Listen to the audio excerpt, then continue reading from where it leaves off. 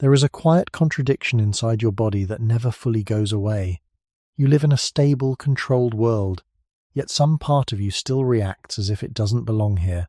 It shows up in small, familiar ways, subtle discomfort, restless patterns, reactions that feel slightly off but hard to explain. These are not random.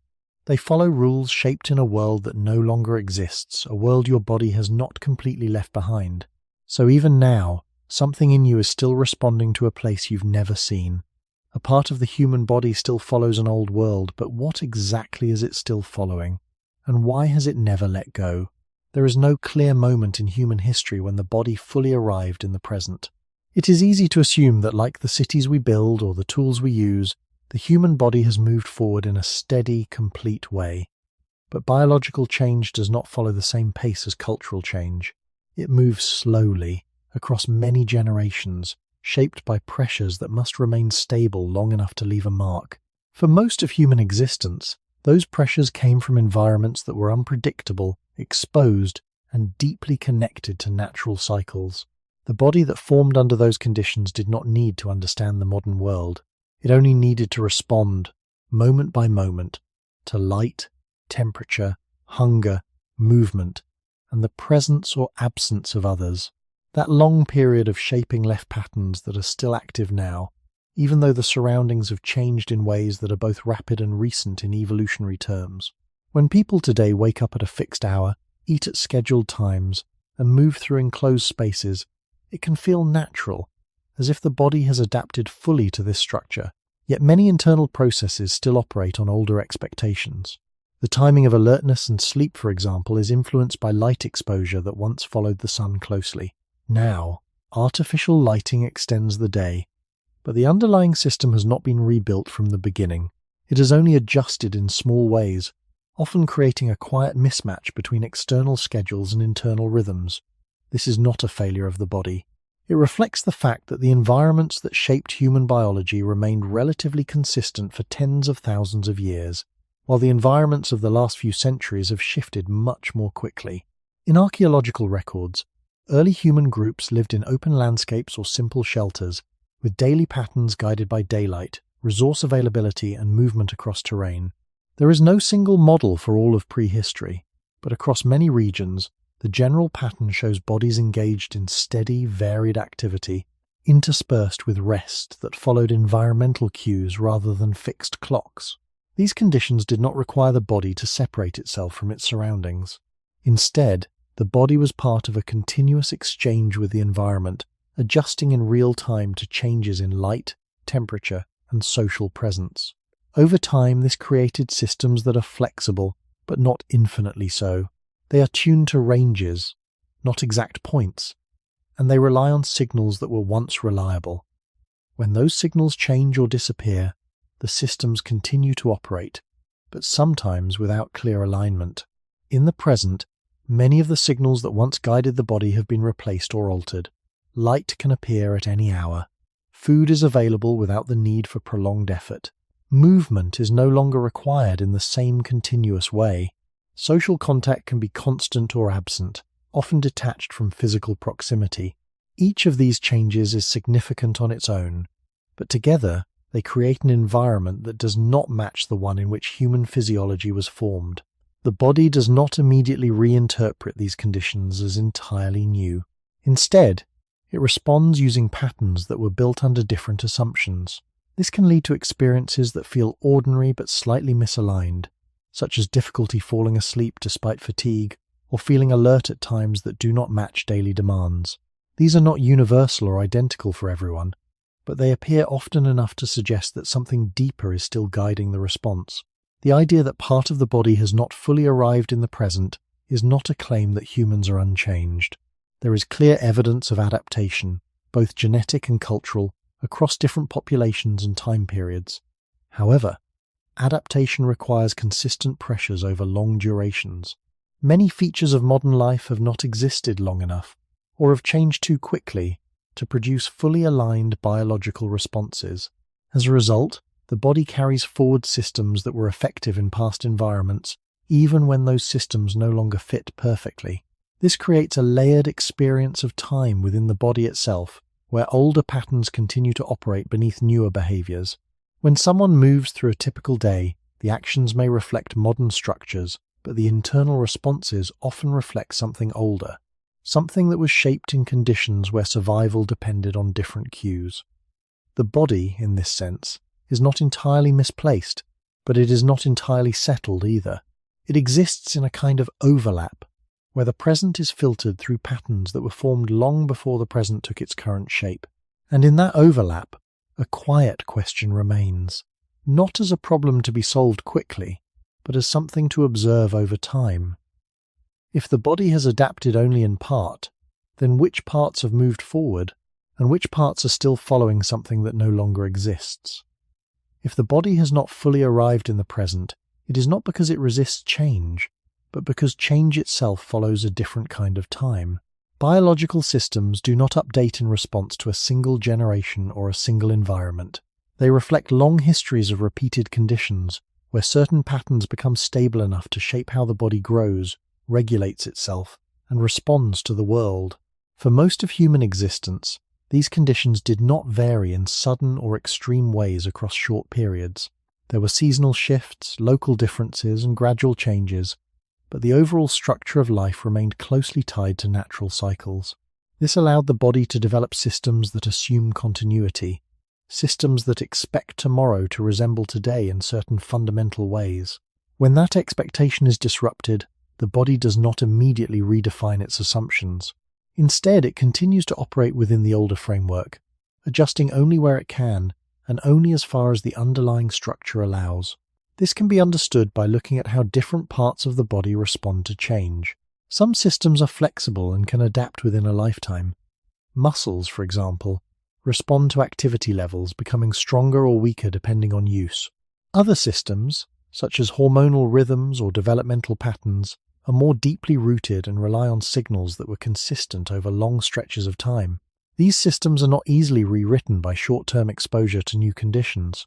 They depend on cues that once had clear meaning in the environment, such as the gradual change of daylight across seasons or the irregular availability of food. In the past, these cues provided reliable information about when to rest, when to move, when to conserve energy, and when to expend it. In the present, many of these signals are still present, but they are often masked or overridden by artificial structures. Light can be constant, food can be continuous, and activity can be optional rather than necessary. The body continues to receive input, but the meaning of that input has changed. This creates a situation where the signals are no longer aligned with the responses they were meant to guide. Archaeological and anthropological evidence suggests that early human groups lived in environments where variation was expected but patterned. Movement was frequent but not uniform, often shaped by the search for resources or changes in climate. Rest was not scheduled by fixed hours but emerged from the rhythm of the day and the demands placed on the body. Social structures were typically organized in small groups, where interactions were direct and repeated over time. These conditions did not eliminate stress or uncertainty, but they provided a framework in which the body could anticipate certain types of challenges and recover from them. Over many generations, this led to systems that are responsive to variation but within a known range. When modern environments extend beyond that range or remove key signals entirely, the body does not fail in a clear or immediate way. Instead, it continues to function, but often with subtle signs that the alignment is incomplete. This can be seen in patterns of sleep that do not match external schedules, or in fluctuations of energy that seem disconnected from activity levels. These are not necessarily disorders or malfunctions. They may reflect the persistence of systems that are still calibrated to conditions that are no longer present in the same form. It is important to note that not all individuals experience these mismatches in the same way. Human populations have adapted to a wide range of environments, and there is variation in how bodies respond to modern conditions. However, the pace of recent environmental change has been rapid compared to the timescale of biological adaptation. This means that even with variation, many underlying systems still reflect older patterns. The idea of an old world in this context does not refer to a single place or time, but to a set of conditions that were common across many human environments over long periods. These include reliance on natural light, the need for regular movement, exposure to a wide range of microorganisms, and social structures that were limited in size and relatively stable. The body's systems developed in relation to these conditions, not in isolation from them. When those conditions shift, the systems remain, continuing to interpret signals based on past patterns. This does not mean that the body is incapable of adapting further. It means that adaptation requires time, and that the present may still be too new, too variable, or too inconsistent for deeper changes to fully take hold. As a result, the body exists in a state that is neither fully aligned with the past nor fully adjusted to the present. It carries forward expectations that are no longer consistently met, while also responding to new demands that have not yet shaped its deeper structure. In this space between past and present, many everyday experiences take on a different meaning. They are no longer just personal variations or isolated events. They may be part of a broader pattern, where the body continues to follow signals that once led somewhere clear, but now lead to outcomes that feel uncertain or incomplete. And this raises a quieter, more persistent question, one that does not ask for a quick answer, but invites continued attention. If the body still depends on signals from an older world, then what happens when those signals no longer point to anything the body can recognize? What makes this old pattern difficult to notice is that it rarely appears as a dramatic break. The body usually does not announce that it belongs partly to another set of conditions. It continues to function, often well enough to let daily life move forward. People wake, work, eat, rest, and repeat the same sequence for years without thinking that their discomforts, irregularities, or quiet frustrations may reflect a deeper timing problem between body and environment. Modern life is highly effective at hiding this mismatch because it offers constant compensation. When natural light is absent, artificial light replaces it. When movement is no longer built into survival, machines and schedules reduce the need for it. When food is no longer scarce, availability fills every gap. These substitutions are practical and often beneficial, but they also make it harder to see what the body was originally organized around. A system can be compensated for without being fully satisfied. It can be managed without being fully matched. This is one reason the old world remains hidden inside ordinary life. The body does not simply need outcomes. It often depends on the path by which those outcomes are reached. Rest is not only the absence of work. Hunger is not only the need for calories. Alertness is not only a matter of being awake. Each of these states is part of a larger sequence of signals that once came from direct contact with the environment. In earlier human settings, activity, light, food, temperature, and social presence were not separate categories managed by different technologies. They arrived together, shaping the body in connected ways. A day of movement unfolded under shifting light and weather. Food often followed effort, timing, and shared action. Rest came in relation to darkness, safety, and the slowing of the group. These linked conditions gave meaning to bodily responses. In the present, the same responses often occur in fragmented settings, where one cue appears without the others that once surrounded it. This does not erase the body's older design. It places that design in a context it was not fully built to interpret. Anthropologists and physiologists do not describe the human body as frozen in prehistory, and it would be inaccurate to imagine that ancient life was uniform, harmonious, or ideal. Human beings lived in many environments and faced many pressures, but across this variety, one broad truth remains widely accepted. For most of human history, biology was shaped in close relationship with outdoor conditions, variable effort, limited artificial control, and repeated exposure to natural cycles. Those conditions did not produce perfection. They produced a body that expects certain kinds of input before it settles into its patterns. When modern life provides the result without the older sequence, the body often accepts it only partially. That partial adjustment may be enough for survival and function, but not always enough for full ease. This helps explain why so many modern experiences feel normal and strange at the same time. They are common, so they appear natural. But frequency is not the same as fit. A pattern can become widespread without becoming deeply aligned with human biology. In this sense, the old world is not preserved in memory or in conscious thought. It is preserved in timing, in thresholds, in systems that still wait for a kind of world they were shaped to recognize. The body remains in the present, but it often organizes itself as if certain older conditions still matter, because in evolutionary terms they mattered for such a long time that the body learned to treat them as basic.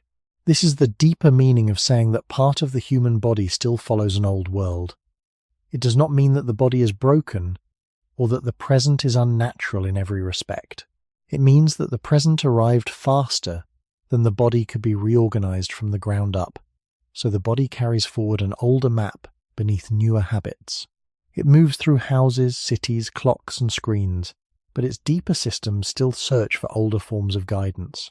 And before any specific system can be examined in detail, one quiet fact has to be accepted first.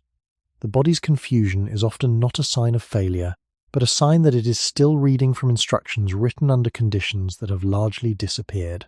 Long before clocks divided the day into fixed hours, the human body followed a simpler signal that arrived without effort or decision.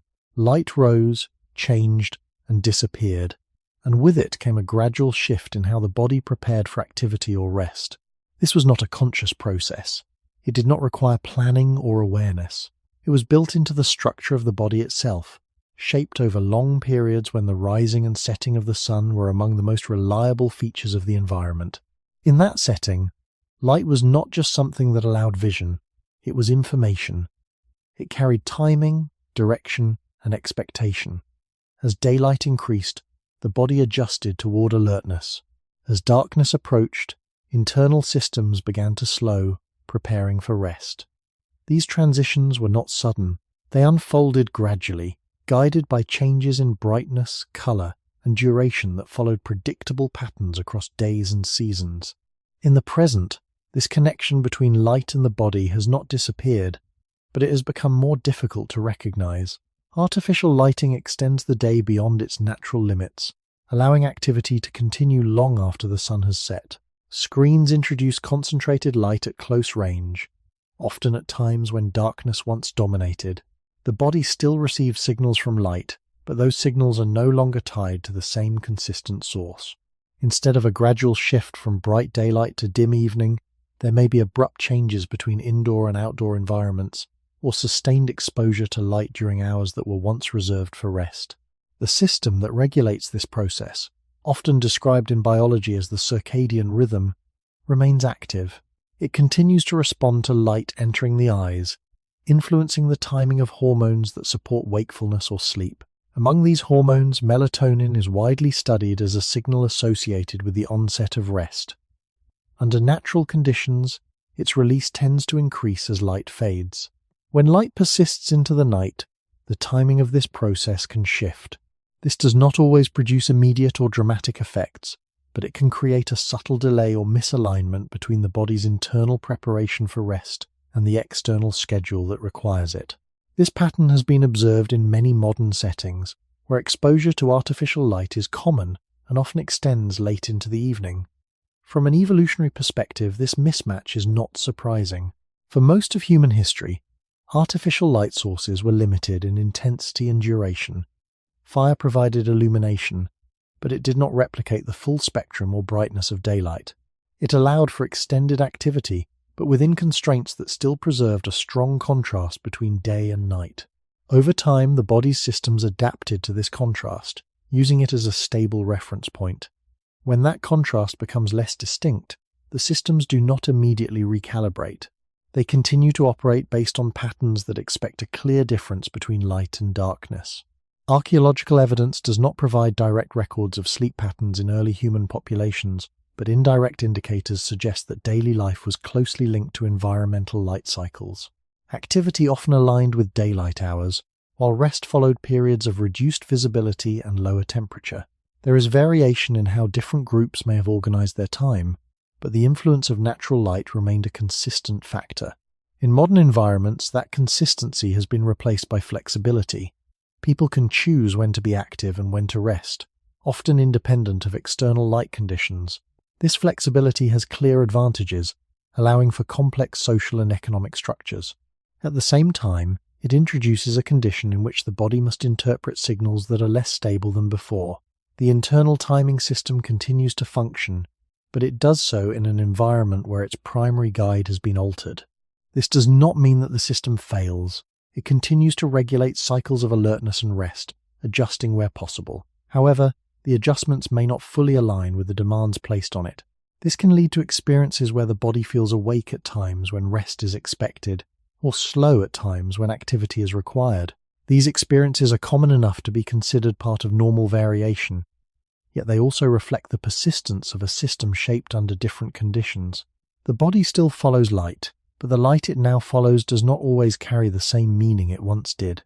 And in that quiet shift, the question becomes less about whether the body can adapt, and more about what it is still trying to read when it responds to the light that surrounds it.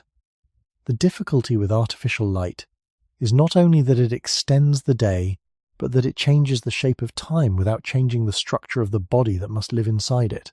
In natural settings, light moved in a continuous arc. Dawn did not arrive all at once, and night did not disappear in an instant. The body received a sequence of gradual signals, and this sequence helped regulate not only sleep, but also body temperature, hormone release, alertness, and the timing of hunger. These processes did not operate separately. They formed a coordinated rhythm that made sense in an environment where sunrise and sunset created a stable frame for the entire day. In modern life, that frame has become less visible. A person may spend the morning under weak indoor lighting, the afternoon under artificial illumination, and the evening facing a bright screen at close distance. From the body's perspective, this is not a small change. It alters the timing and intensity of one of the most basic signals human physiology has relied on for a very long time. The body still tries to organize itself in response, but the pattern it receives is fragmented. Brightness may come too late, dimness may come too early, and the transition between the two may no longer follow a natural order. This matters because the circadian system is not simply a clock in the abstract. It is a biological process linked to tissues and organs throughout the body. Research widely supports that internal timing influences sleep-wake cycles, metabolic activity, hormone levels, and other daily rhythms. The brain contains structures that help coordinate these patterns, but the whole body participates in the cycle. When light exposure shifts, the effects are not limited to whether someone feels sleepy. The body is trying to interpret a broader schedule, one that once had a clearer source. This is where the old world still remains inside the present. The body continues to treat light as a message, but the message has become inconsistent. During most of human history, darkness had a depth that modern environments rarely allow. Even with moonlight or fire, night remained visibly different from day. That contrast gave the body time to enter another mode, one less focused on active engagement with the outside world. Today, many people move through evenings that remain bright, structured, and stimulating. The body may begin to prepare for rest, but then receives a second signal suggesting that the day is still continuing. Over time, this can create a quiet tension between internal timing and social timing. A person may become tired, but not sleepy, or sleepy, but not at the time their schedule permits. These are familiar experiences, yet they reveal something important. The body is still working with a system that expects darkness to mean something more complete than it often does now. Anthropologists cannot reconstruct every detail of ancient daily life, and it would be inaccurate to imagine that all human groups slept or woke in identical ways. Climate, latitude, season, shelter, and social structure all mattered. But the broad dependence on natural light remains one of the clearest links between the human body and earlier environments. Before modern illumination, there was little choice but to live within the visible movement of the day. That limitation also provided a form of stability. Light, in that world, was not abundant at every hour. It arrived, peaked, softened, and withdrew.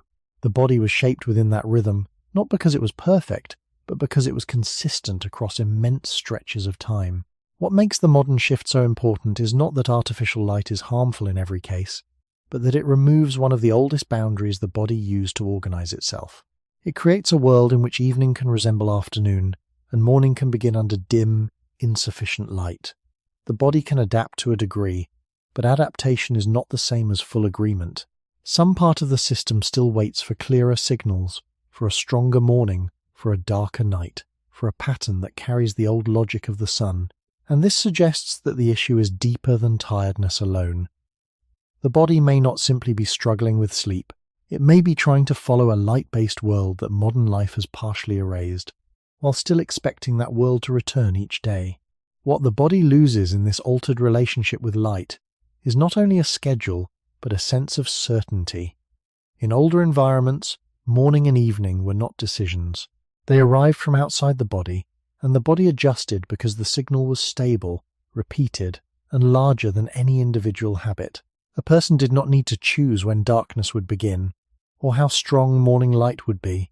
The world itself provided that structure. This matters because the human body does not merely respond well to regularity in an abstract sense. It appears to have been shaped in a setting where regularity came from the physical world, not from personal discipline or technological control. Natural light gave the body an external reference point, something it could trust without interpretation. In the modern world, much of that reference has weakened. A room can remain bright at midnight. A morning can begin under curtains, walls, and artificial lamps that never fully resemble the rising sun. The body still searches for timing cues, but it now receives them through filters, delays, and interruptions. This is one reason light mismatch can feel difficult to name. It does not always appear as a dramatic sleep problem. Sometimes it is a faint sense that the day begins too suddenly or ends without closure. Sometimes the body seems reluctant to become alert in the morning, then oddly wakeful late at night, as if it has misplaced the order of the day. These experiences are common, but common does not mean biologically neutral. They may point to a system still expecting a world where time was visible before it was measured. In research on circadian biology, light remains one of the strongest known signals for synchronizing internal rhythms. That basic principle is widely accepted. Yet the body's timing system is not built for light in the simple sense of brightness alone. It was shaped by changing patterns. Brighter days outdoors, dimmer evenings, longer nights in some seasons, shorter ones in others. These variations helped anchor the body within a larger environmental cycle. Modern lighting can flatten those differences. Day may be spent indoors in relatively low light, while evening may become the brightest period of all. The result is not that the body stops following light, but that it may follow light at the wrong times or with less clarity than before. This creates a quiet reversal. The body's older logic remains active, but the world supplying the signal no longer behaves in the same way. Over long stretches of human history, this would have been unusual. Even when people used fire, torches, or lamps, light after sunset remained limited and costly. Darkness still held much of the night. That meant the body had a clearer boundary between periods of activity and periods of withdrawal. Rest was not guaranteed, and ancient life was not peaceful in any idealized sense. But the contrast between day and night remained more intact than it often is now. That contrast may have mattered more than modern life allows us to notice. It helped divide experience into phases the body could predict. Without that division, the day can become biologically blurred. This does not mean every person must live by the sun in a strict or simple way. Human life has always involved flexibility, but flexibility is not the same as indifference. The body may tolerate altered timing while still showing signs that it has not entirely accepted it. This is where the title's deeper meaning begins to sharpen. A part of the human body still follows an old world because it still treats light as if light belongs to the sky, as if morning should arrive with a certain force, and as if night should become unmistakably dark. Modern life often interrupts that pattern, yet the underlying expectation remains. So when the body hesitates, delays, or drifts, it may not be acting irrationally at all. It may be responding with remarkable consistency to rules that were written under a very different kind of day, in a world where light and darkness still meant exactly what they seemed to mean. Hunger feels immediate, personal, and simple. It seems to belong to the present moment, as if it begins only when the body needs food and ends when food arrives. But the human experience of hunger was shaped in a world where food did not appear on demand, where eating was tied to movement, uncertainty, season, and the limits of the landscape. In that older setting, hunger was not only a signal of need, it was part of a larger system that helped the body manage energy in an environment where access to calories could not be assumed. The body learned to respond not just to the absence of food, but to patterns of effort, timing, and unpredictability. This history matters because the modern food environment has changed much faster than the systems that regulate appetite. Today, in many parts of the world, Food is available with very little delay. It can be stored, transported, processed, and consumed at almost any hour. Yet the body that meets this abundance is still built from much older expectations. It continues to regulate hunger through hormones, nerves, learned patterns, and internal timing systems that evolved under very different conditions. Among the most widely studied signals are ghrelin, which is associated with rising appetite, and leptin, which helps signal longer-term energy status. These systems are real and measurable, but they do not operate like simple switches. Hunger is influenced by sleep, light, stress, habit, food composition, and the timing of previous meals. In earlier human environments, these influences were woven together. Physical effort often came before eating. Long gaps between meals may have been common in some settings, though not universal, and food quality varied from day to day and season to season. The body was not designed around constant access to highly concentrated energy. It was shaped in relation to foods that were often fibrous, variable, and time-consuming to obtain. This did not mean people lived in a permanent state of starvation. That would be a false and dramatic oversimplification. Human groups survived precisely because they were skilled, flexible, and socially organized. But it is widely accepted that food acquisition required attention, knowledge, and labor, and that availability was not as immediate or as predictable as it often is now. In that context, hunger served as part of a guidance system. It pushed movement, attention, and decision-making in ways that were meaningful within the environment. In the present, hunger still speaks in the same ancient voice, but the world answering it has changed.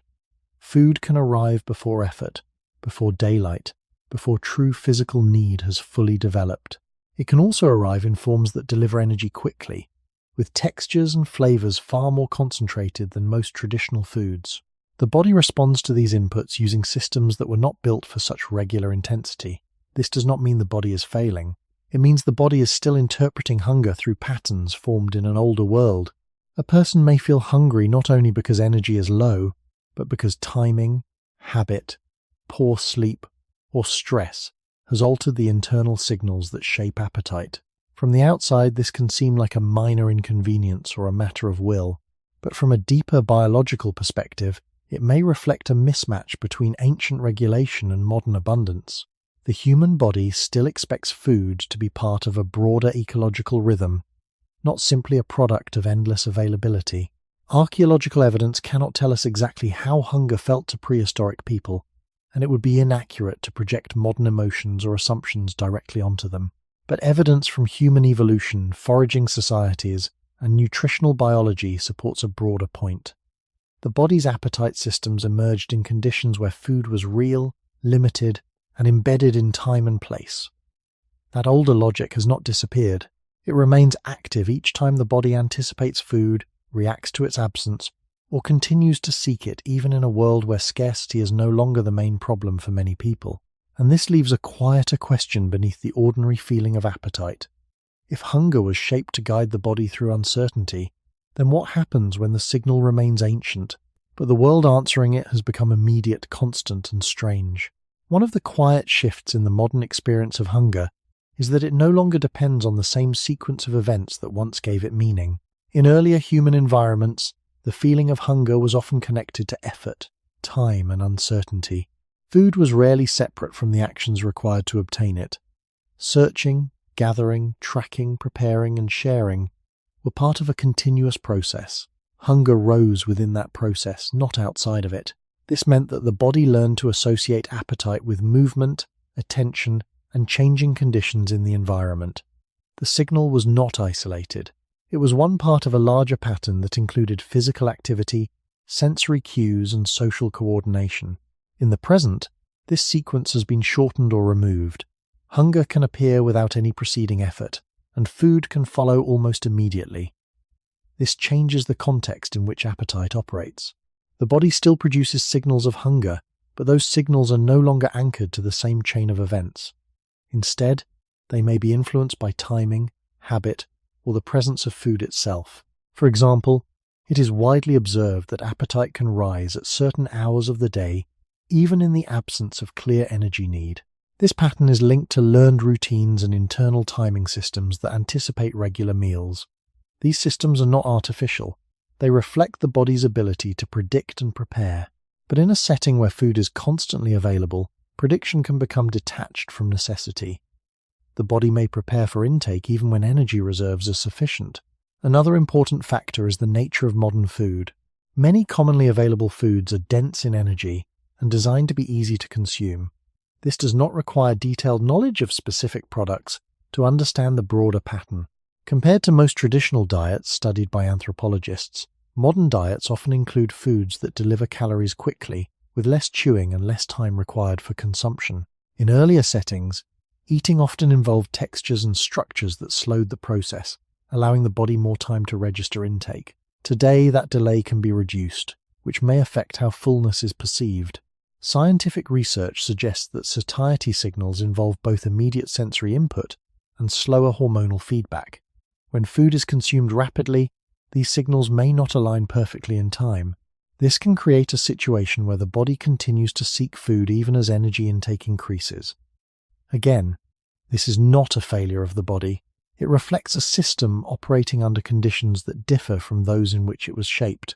Archaeological and ethnographic studies of foraging societies show that eating patterns can vary widely, but they are generally tied to availability, effort, and social structure. Meals may not follow strict schedules, and the types of food consumed can change with the environment. This variability does not produce chaos.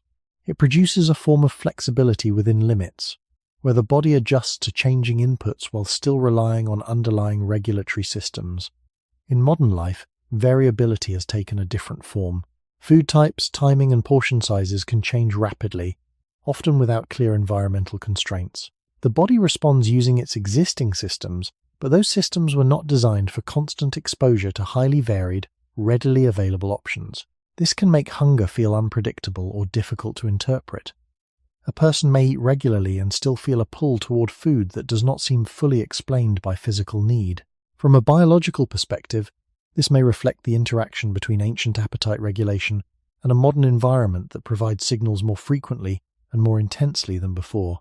It is also important to consider that hunger is not purely physical. It is influenced by memory, expectation, and context. In earlier human settings, the presence of food was tied to specific places and moments. In the present, cues for eating can appear in many forms, sometimes unrelated to physical need. These cues can activate the same systems that respond to hunger, even when the body does not require energy. This overlap makes it harder to distinguish between different kinds of appetite. The signal remains real, but its meaning becomes less clear. The body continues to follow patterns that once guided survival, but the environment now presents those patterns in a different form.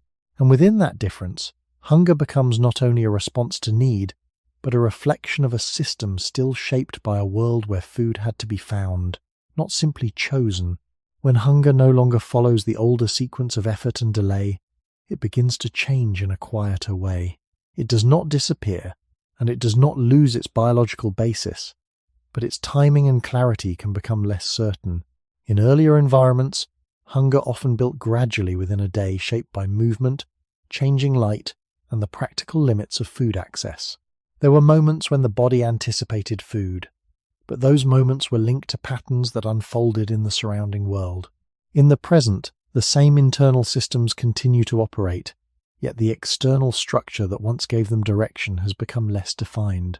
Hunger can arrive early, late, or repeatedly, sometimes without a clear connection to physical demand. This is not simply a matter of individual behavior.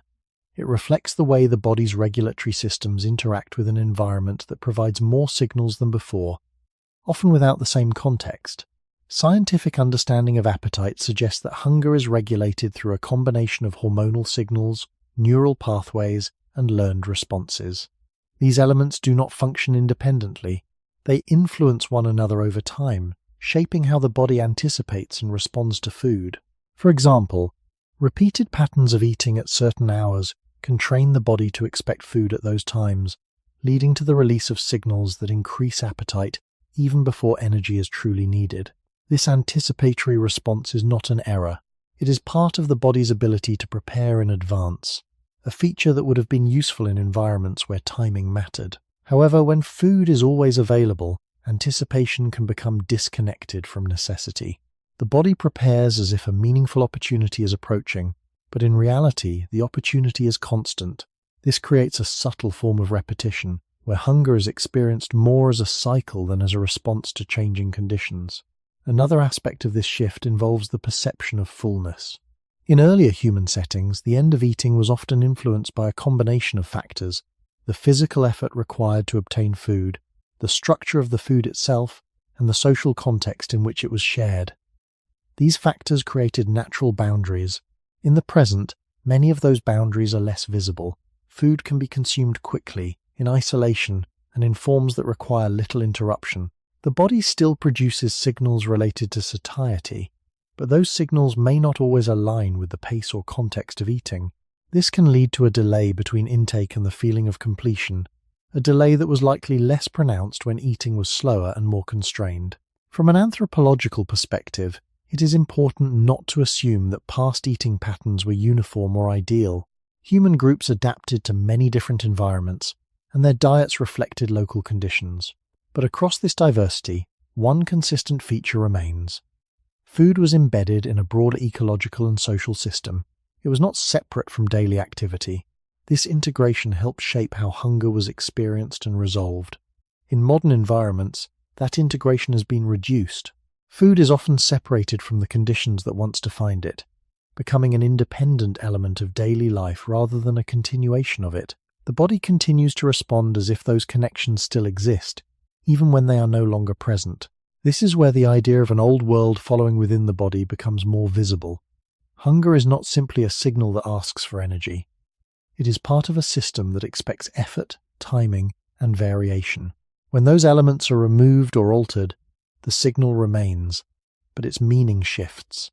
It can become more frequent, less predictable, or harder to interpret. These changes do not indicate that the body is malfunctioning. They suggest that the body is still applying patterns that were formed under different conditions. In a world where food is immediate and constant, hunger continues to speak in a language shaped by uncertainty. And when that language no longer matches the environment, the result is not silence, but a quiet confusion that appears in the most ordinary moments of daily life. The modern body often appears inactive long before it is truly exhausted, and this creates one of the quieter puzzles of human life. People can spend most of a day seated, supported, and sheltered, yet still feel oddly stiff, restless, or physically incomplete, as if the body has been held back from something it was expecting to do. This feeling is easy to dismiss because modern life makes low movement seem normal. Work is often done with the hands and eyes rather than the whole body. Distance is reduced by vehicles, stairs by elevators, effort by tools. None of this is unnatural in a moral sense. It is part of human culture and human skill. But the body that lives inside this reduced movement was shaped over a far longer period in which motion was not a separate activity called exercise. It was woven into ordinary survival. For most of human history, movement was not mainly intense or dramatic. It was frequent, varied, and necessary. Walking, carrying, bending, reaching, climbing, squatting, and changing direction were embedded in daily life, because food, water, materials, and social connection often required them. This does not mean prehistoric humans lived in constant athletic strain. That would be an exaggerated image. It is more accurate to say that their bodies were regularly engaged by the practical demands of living in open environments with limited mechanical support. Anthropological research on foraging populations and archaeological evidence from human anatomy both support the view that human bodies developed in conditions of regular movement across varied terrain. The skeleton itself reflects this long history. Bones respond to mechanical load, muscles support posture through repeated use, and joints function best when motion is distributed across the day rather than compressed into short, artificial periods. In that older world, movement was not added to life. It was part of the structure of life. This matters because the body still seems to expect that structure even when the environment no longer requires it. A person may complete every task the modern day asks of them and still feel physically unsatisfied. That is because the body does not measure movement only by whether a goal was achieved. It also responds to rhythm, variety, and duration. Short bouts of motion do not always replace the slow, repeated use of the body across many hours. From an evolutionary perspective, this mismatch is not surprising. Modern sedentary life has emerged very quickly compared with the long time span over which human movement patterns were formed. Agriculture changed labor, cities changed space, and industrial systems changed the scale and pace of work.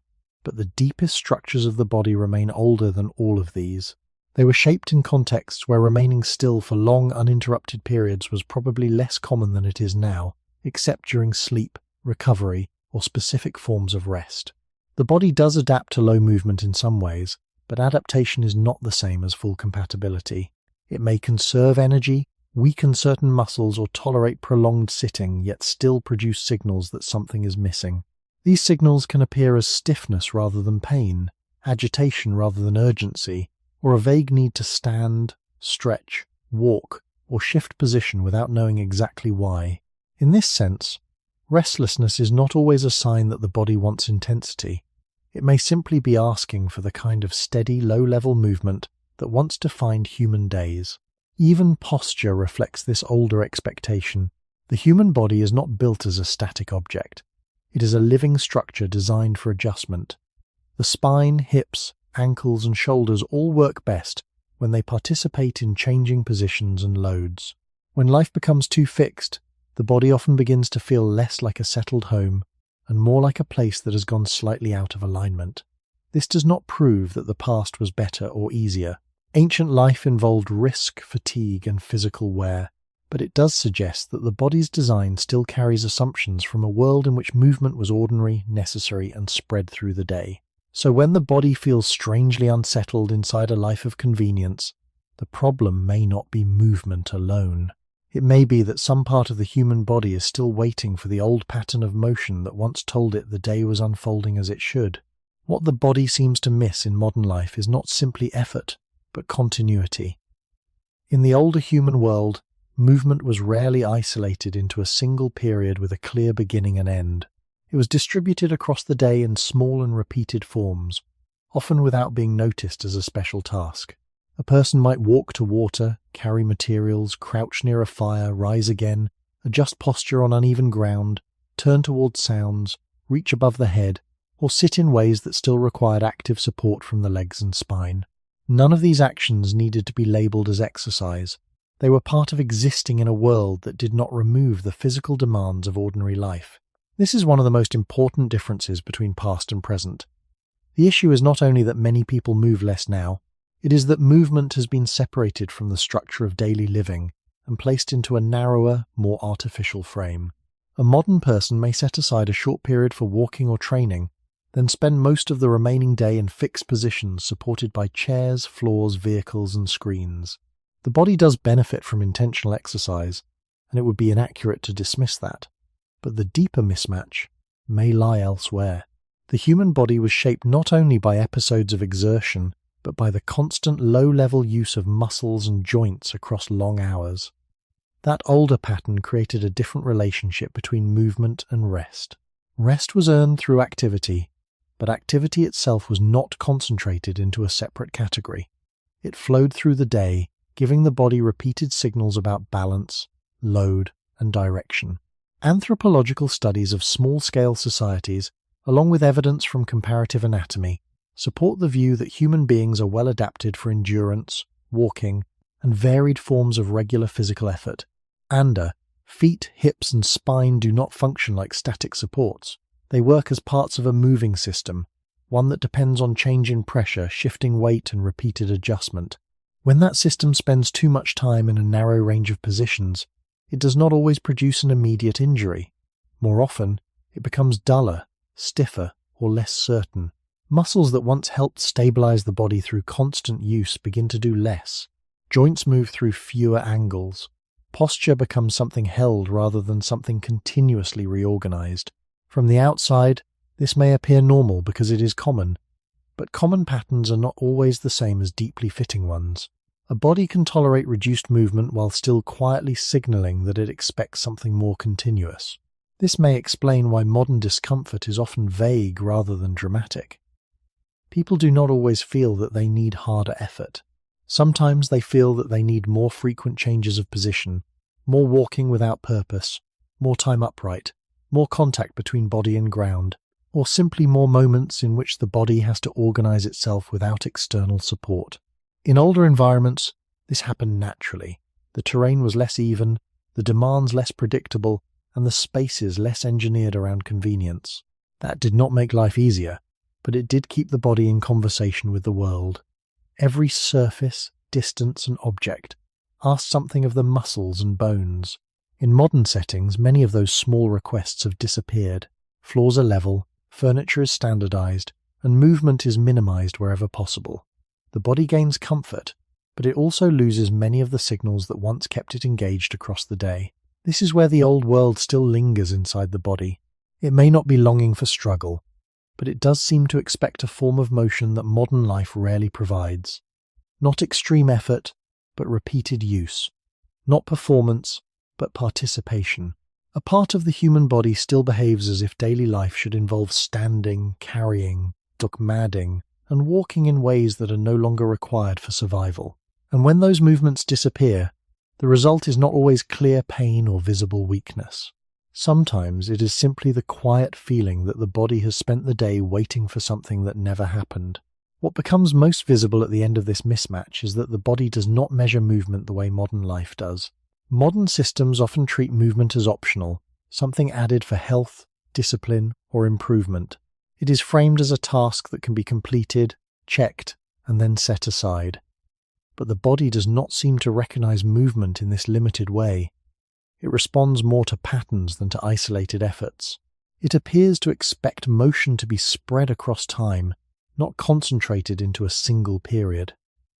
This expectation is not based on preference, but on the long conditions under which the human body developed.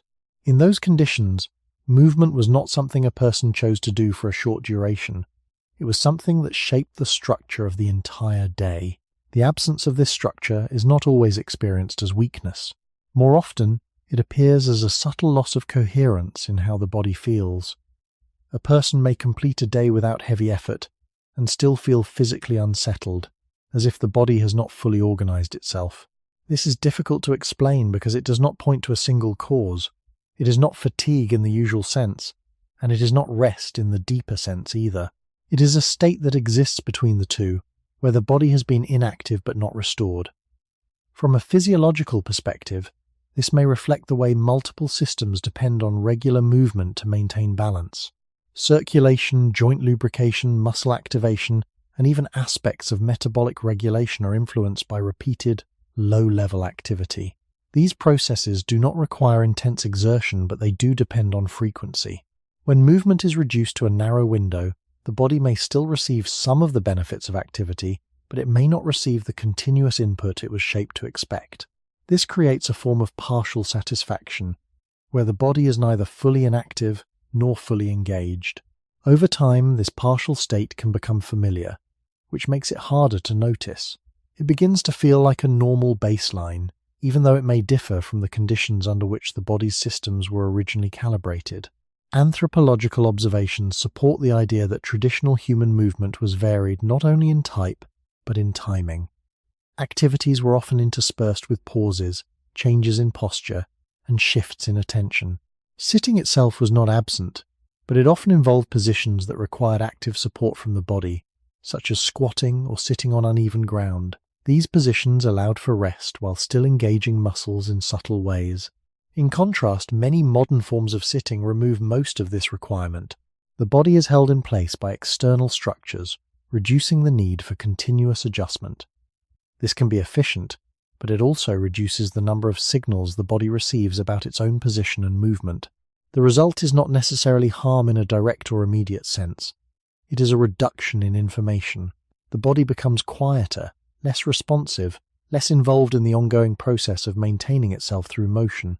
This quietness can feel like ease, but it may also carry a sense of incompleteness. The body is capable of stillness, but it was not shaped for prolonged stillness in environments where nothing requires it to move. This is where the idea of the old world returns again, not as a place, but as a pattern. A part of the human body still operates as if daily life should include regular shifts in position, small acts of effort, and a constant negotiation with the surrounding space. When those elements are missing, the body does not always protest loudly. Instead, it adjusts downward, doing less, expecting less, and signaling less. But beneath that adjustment, the original expectation may still remain.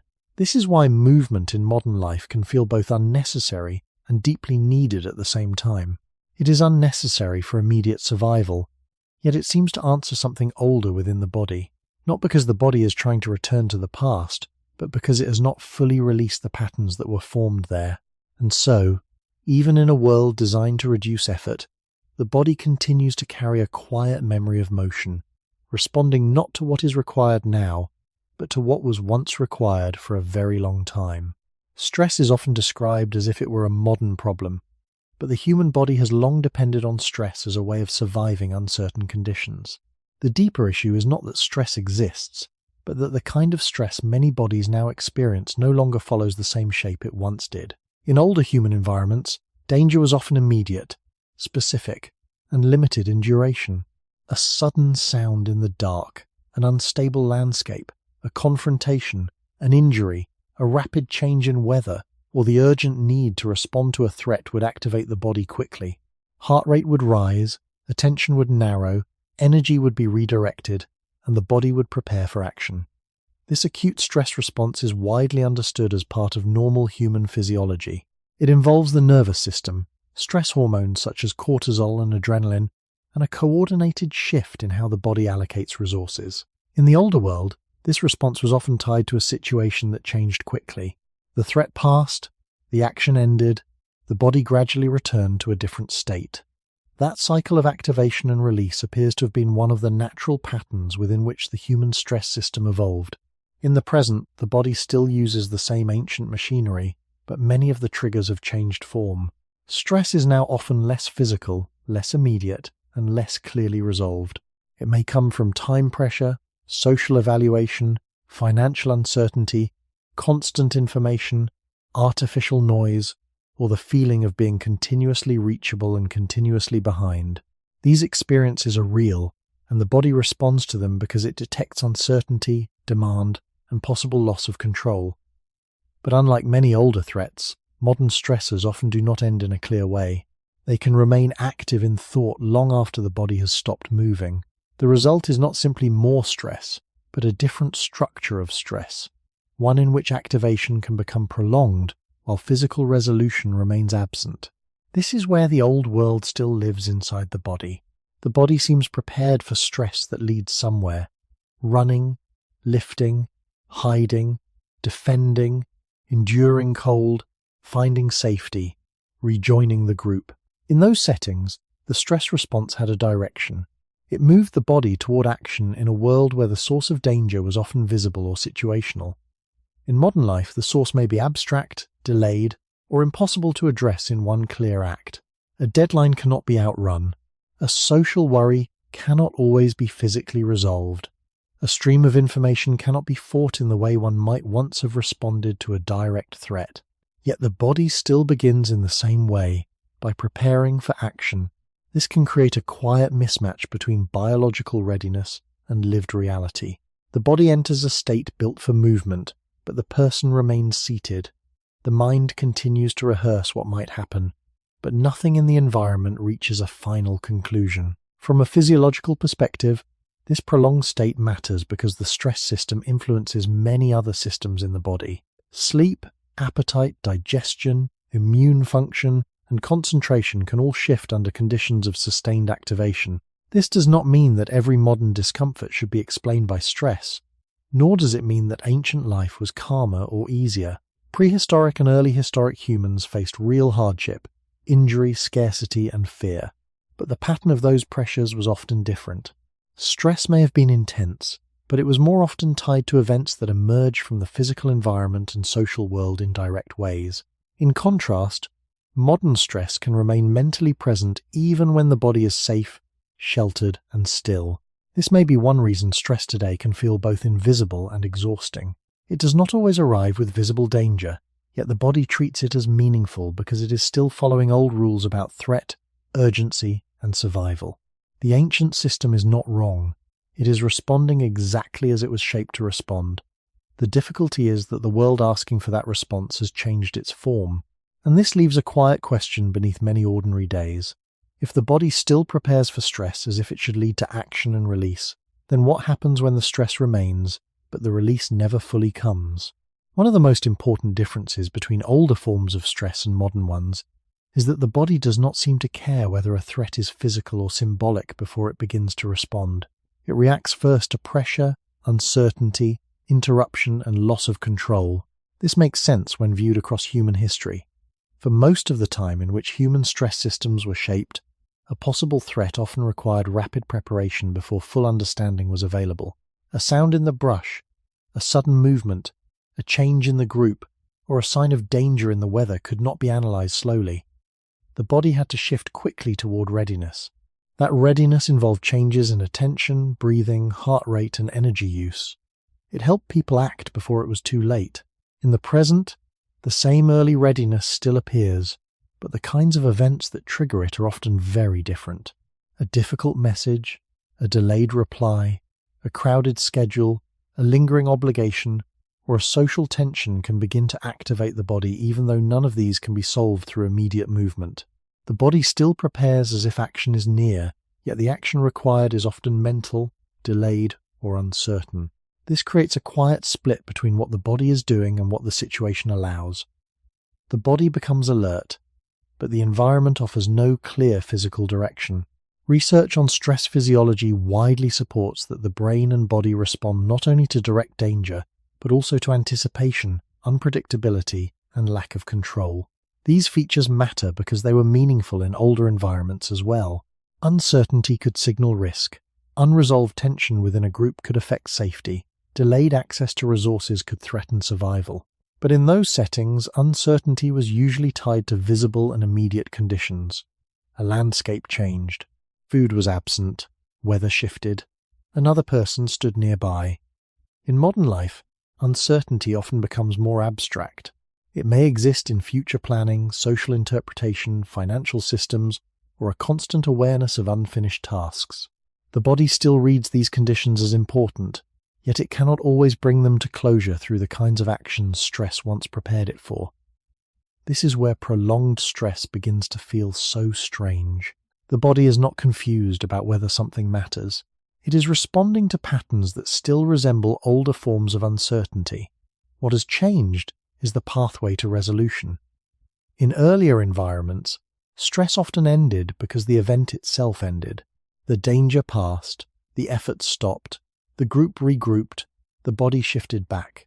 In modern settings, the trigger may remain present through memory, anticipation, or repeated exposure. Even after the moment has passed, the body may continue to carry a lowered threshold for reactivation, as if the threat is not gone, only paused. This does not mean ancient life was free of chronic strain. Long-term hardship certainly existed, but the structure of many day-to-day stressors was different enough that the body may have received clearer signals about when a challenge had begun and when it had temporarily ended. Today that boundary is often blurred. Work can follow a person home. Social tension can persist in silence. Information can continue late into the night.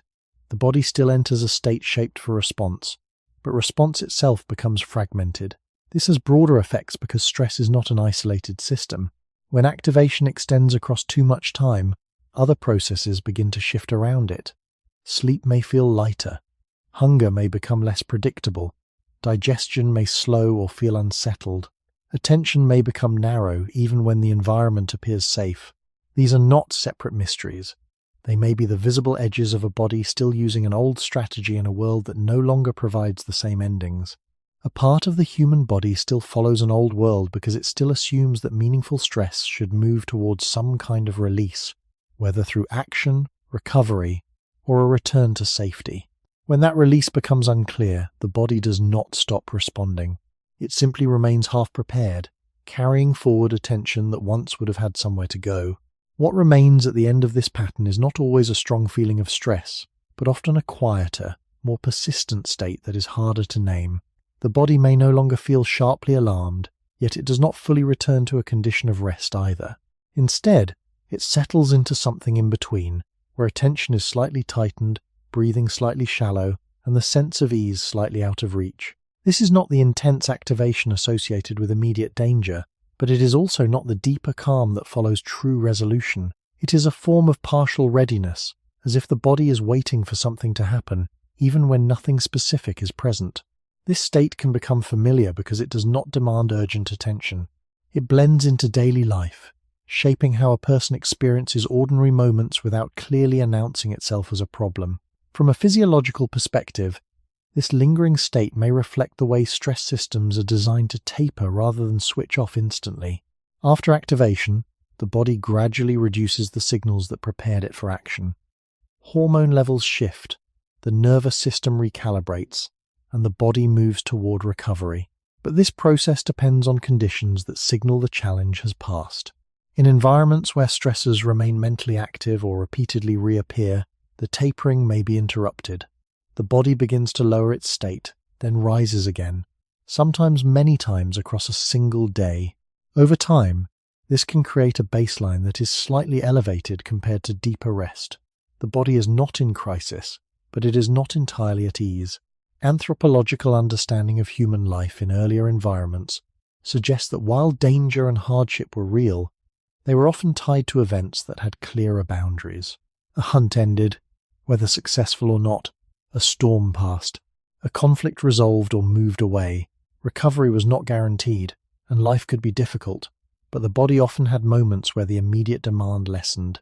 These moments allowed physiological systems to settle more completely before the next challenge arose. In modern life, those boundaries can become less distinct. A task may continue across days without a clear finish. A concern may remain present without direct action. A stream of information may keep the body engaged even in periods that might otherwise have been quiet.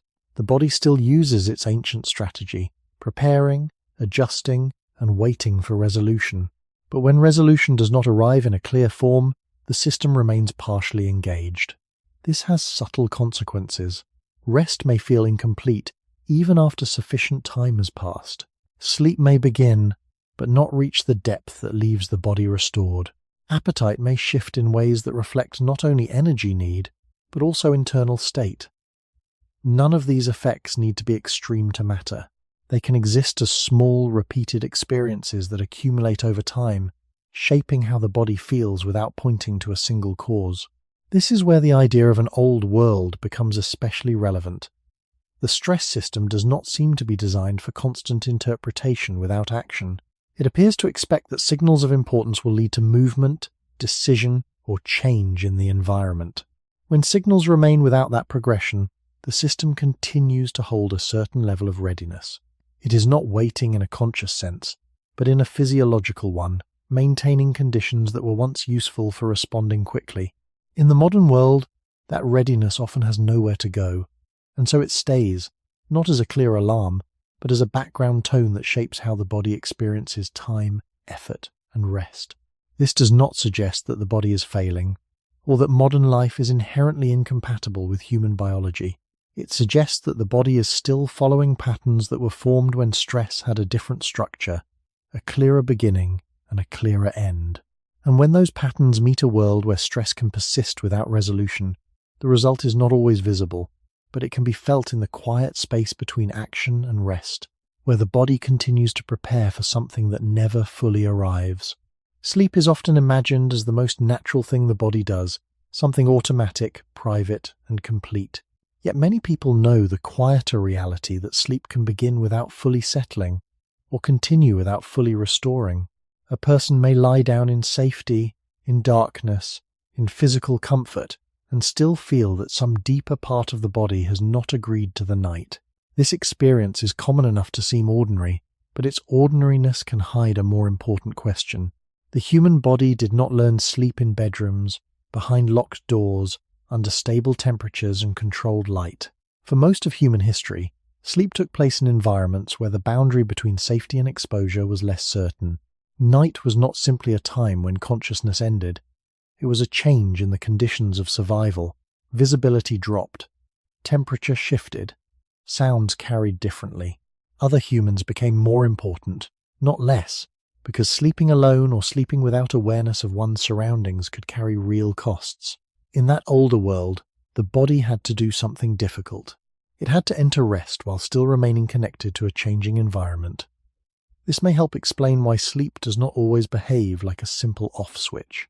The body seems designed not only to sleep, but to modulate sleep, to move between deeper and lighter states, to respond to sound, touch, temperature, and social surroundings even while resting. Modern sleep science widely supports that sleep is structured in stages rather than existing as a single uniform state. The body cycles through different kinds of sleep across the night, each with its own biological characteristics. This complexity is not accidental. It suggests that sleep has always involved regulation, timing, and adjustment rather than pure withdrawal. In evolutionary terms, this makes sense. A sleeping human in an older landscape could not afford to become entirely disconnected from the world for long, uninterrupted periods without some cost. That does not mean prehistoric humans slept badly in the modern sense, and it would be inaccurate to romanticize or dramatize their nights. But it is widely accepted that sleep took place under conditions far less insulated than those many people experience now. Shelter varied. Light followed fire, moon, and darkness rather than electrical control. Sound, social proximity, and environmental change were woven into the night. The body that evolved under those conditions may still carry expectations formed there. It may still treat sleep not only as rest, but as a negotiated state between recovery and awareness. This becomes important in the modern world because the external conditions of sleep have changed more quickly than the deeper structure of the body. A person can now create physical comfort more easily than almost any previous generation could. Rooms can be warmed or cooled, noise can be reduced, bedding can soften pressure. Yet even with those gains, sleep may still feel incomplete. This suggests that the problem is not comfort alone. The body may be looking for cues that are older than comfort, cues about timing, light, social safety, and the rhythm of the day that led into the night. If those cues are weakened or rearranged, the body may enter sleep without fully trusting it. Anthropologists have also noted that sleep in many traditional societies does not always resemble the strict modern ideal of one uninterrupted block in a silent, isolated room. Variation exists across cultures and environments, but the broader lesson is that human sleep has likely always been more flexible and context-dependent than modern expectations often assume. The idea that perfect sleep should be immediate, continuous, and identical every night may reflect recent cultural ideals more than ancient biological design. A part of the human body may still expect night to be a shared, responsive, and somewhat permeable state rather than a sealed one. This does not mean modern sleep is unnatural in every respect, nor that the past offers a model to return to. It means the body may still be carrying an older logic into the night, one in which sleep was never entirely separate from vigilance, from timing, or from the surrounding world. And if that is true, then the mystery is not simply why sleep sometimes feels incomplete, but whether some part of the body is still trying to rest the way humans once had to rest. In a world where sleep was never allowed to become completely blind, one reason modern sleep can feel incomplete is that the body may still be listening for the world, even after the mind has decided the day is over. In older human environments, night did not erase the need for awareness. It changed the form of awareness. The body had to rest, but it also had to remain open to signals that mattered. Movement nearby, changes in temperature, the sounds of other people, the feel of the ground, the difference between ordinary night noise and something unusual. This did not mean sleep was impossible. Human beings clearly slept well enough to survive, recover, and continue across countless generations. But it suggests that sleep was never a total withdrawal from the environment. It was a controlled lowering of consciousness inside conditions that still required some sensitivity. Modern sleep science helps support this broader picture. Sleep is made of changing stages, and the body does not remain in the same depth of sleep all night. It moves in cycles, becoming more or less responsive over time. Even during sleep, the brain continues to monitor certain signals, especially those that may be relevant to safety or familiarity. A parent may wake at the sound of a child, but not at a less meaningful noise. A person may sleep through a constant sound yet react to a sudden change. These responses suggest that sleep is not simply the absence of awareness. It is a different arrangement of awareness, one that reduces contact with the world without fully ending it. In an older setting, this partial connection would have made sense. Human sleep likely took place near others, often in shared spaces, with varying degrees of exposure depending on shelter, season, and landscape. Archaeology cannot reconstruct every night in human history, and it would be false to claim a single prehistoric sleep pattern for all people. But the broad conditions are well accepted.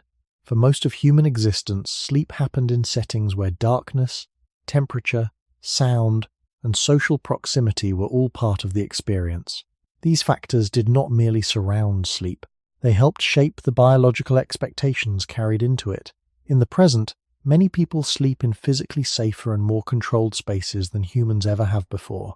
Yet safety in the practical sense does not always produce deep ease in the biological sense. The body may still be organized around older cues of social and environmental trust. This may be why sleep can feel strangely fragile even in good conditions. A person may be comfortable, but some deeper system may still be evaluating whether the night has unfolded in a recognizable way. Was there enough light during the day to anchor the coming darkness? Did the body move enough to feel the difference between effort and rest? Has the evening become quiet in a gradual way, or has the body been carried into bed directly from stimulation, noise, or bright light? These questions matter because the body may not treat sleep as an isolated event. It may treat sleep as the final phase of a larger daily pattern, one that once included sunlight, movement, shared rhythms, and a slower descent into darkness. Anthropological observations of traditional and small-scale societies also suggest that sleep is often more communal, flexible, and environmentally connected than modern ideals assume. People may sleep near one another, wake intermittently, or respond to changes in the environment without treating those moments as failures of sleep. This does not prove that fragmented sleep is ideal, but it does remind us that modern expectations of perfect, uninterrupted, solitary sleep may be narrower than the full range of human sleep across time. A part of the human body may still expect night to remain slightly open, slightly shared, slightly responsive. When modern culture asks sleep to be sealed, silent, immediate, and fully disconnected, the body may comply only partially. This does not mean modern sleep is wrong. It means the body may still carry an older agreement with the night, one in which rest and awareness were never entirely separate. And so the difficulty may not be that the body refuses sleep, but that it still approaches sleep as if the world outside the blanket has not completely disappeared. What may trouble modern sleep most deeply is not only noise, light, or stress, but the expectation that sleep should be perfect in a way the human body may never have been designed to guarantee. In many modern settings, sleep is treated as a performance that should begin quickly, continue without interruption, and leave the body fully renewed every morning. When this does not happen, it can feel as if something has gone wrong. But the history of human sleep suggests a more complicated picture. Sleep has always been biological, yet it has also always been shaped by context. It depends on light, temperature, social surroundings, prior activity, and the changing sense of safety that night brings. This means that sleep is not simply something the body does once the eyes close. It is something the body enters under conditions it must interpret. For most of human history, those conditions were not fully stable. Night unfolded in open or lightly protected spaces. Firelight faded. Temperatures dropped. Other people slept nearby. The environment did not disappear, and the body could not assume complete separation from it. Under such circumstances, sleep may have needed to remain adaptable rather than absolute. This broader view helps explain why human sleep is structured in cycles, and why waking briefly during the night is not always abnormal in itself. Sleep research widely supports that the body moves through repeating stages across the night, shifting between lighter and deeper forms of rest. These cycles suggest that sleep is an active process of regulation rather than a single uninterrupted descent into unconsciousness. Historical evidence also indicates that in some societies, including parts of pre-industrial Europe, sleep was not always understood as one continuous block, though scholars continue to debate how universal that pattern was. It is safest to say that human sleep has likely been more variable across time and culture than many modern expectations allow. This matters because the modern ideal of flawless, uninterrupted sleep may partly reflect cultural preference rather than the full range of human biology. A person who wakes briefly in the night may feel that the body has failed, when in fact the body may be doing something older and more flexible. That does not mean all sleep disruption is natural or harmless. Persistent insomnia, environmental disruption, illness, or chronic stress can clearly interfere with rest. But it does suggest that not every break in sleep should be treated as proof that the body is malfunctioning. Some part of the human body may still treat the night as a space to be navigated, not merely surrendered to. This older logic becomes harder to understand in a world where the sleeping environment is expected to be sealed and constant. Modern rooms aim to remove uncertainty. They reduce darkness to a switch, temperature to a setting, and sound to a problem to be eliminated. These changes often improve comfort and safety, yet the body may still be carrying a slower, older relationship to the night, one that depends not only on control, but on transition. It may need the day to fade properly before sleep fully settles. It may need movement, social rhythm, and darkness to align in a way that modern life often interrupts. When those older cues are missing, the body may still sleep, but not with complete ease. This brings the larger question of the title into clearer focus. A part of the human body still follows an old world because it may still approach sleep as something cautious, rhythmic, and partly responsive, even when the modern mind expects total shutdown on command. The body is not refusing rest out of error. It may be following a pattern formed over immense stretches of time, when sleep had to coexist with exposure, shared space, and the possibility of change during the night. In that sense, incomplete sleep is not always a mystery created by the present alone. It may also be a trace of the past, a sign that the body has not fully forgotten how humans once had to rest. And if that is true, then the question is no longer only why sleep sometimes breaks, but whether some part of the body still believes that a completely closed night is something no human world ever truly promised. Temperature feels simple only when it stays comfortable. When the air is too cold or too warm, the body quickly reminds us that it has never stopped negotiating with the world around it. Skin tightens, blood flow shifts, muscles change their tone, and attention quietly moves toward the condition of the surrounding air. This happens so automatically that it can seem like a minor inconvenience, just a background adjustment. But the body's relationship with temperature was formed in a far older setting, one in which warmth and cold were not managed by switches, insulated walls, or stable indoor climates. For most of human history, human beings lived in environments where temperature changed across hours, seasons, landscapes, and weather, and the body had to respond as part of ordinary life. This did not mean humans were perfectly adapted to all temperatures or free from suffering. On the contrary, heat and cold were serious constraints. But it does mean that the body's regulatory systems developed in close contact with shifting thermal conditions, rather than with constant artificial control. Modern physiology widely supports that the human body maintains internal temperature through several coordinated processes. Blood vessels widen or narrow, sweating releases heat, shivering generates it. Metabolism, posture, clothing, shelter, and behavior all play a role. These systems are impressive, but they are not detached from history. They were shaped in a world where thermal comfort was not continuous. A person might begin the morning in cold air, warm through movement, cool again at rest, then seek shelter or fire as evening approached. In that setting, temperature was not something removed from daily experience. It was woven into the sequence of the day, influencing when people moved, rested, gathered, or stayed close together. The body, in turn, learned to expect variation. It learned to respond not only to absolute heat or cold, but to transition, to exposure, and to the repeated need to regulate itself. In the modern world, much of that variation has been reduced. Rooms are heated or cooled, vehicles close the gap between one shelter and another, and clothing is chosen with a level of precision earlier humans rarely possessed. These changes have clear benefits. They reduce risk, improve comfort, and make many forms of work possible. Yet they also create a strange condition in which the body's thermal systems are still active, but the environment gives them fewer natural opportunities to operate across their older range. A person may live for long periods within narrow temperature bands, moving from one controlled space to another, while the body still carries systems shaped by a world where temperature was more present and less negotiable. This does not mean the body needs constant discomfort. It means the body may still be organized around a logic in which warmth and cold were meaningful parts of lived reality rather than conditions mostly kept outside. Archaeological and anthropological evidence suggests that humans survived across many climates, not because the body alone solved temperature, but because body and culture worked together. Fire, shelter, group living, clothing, and movement all extended the body's limits.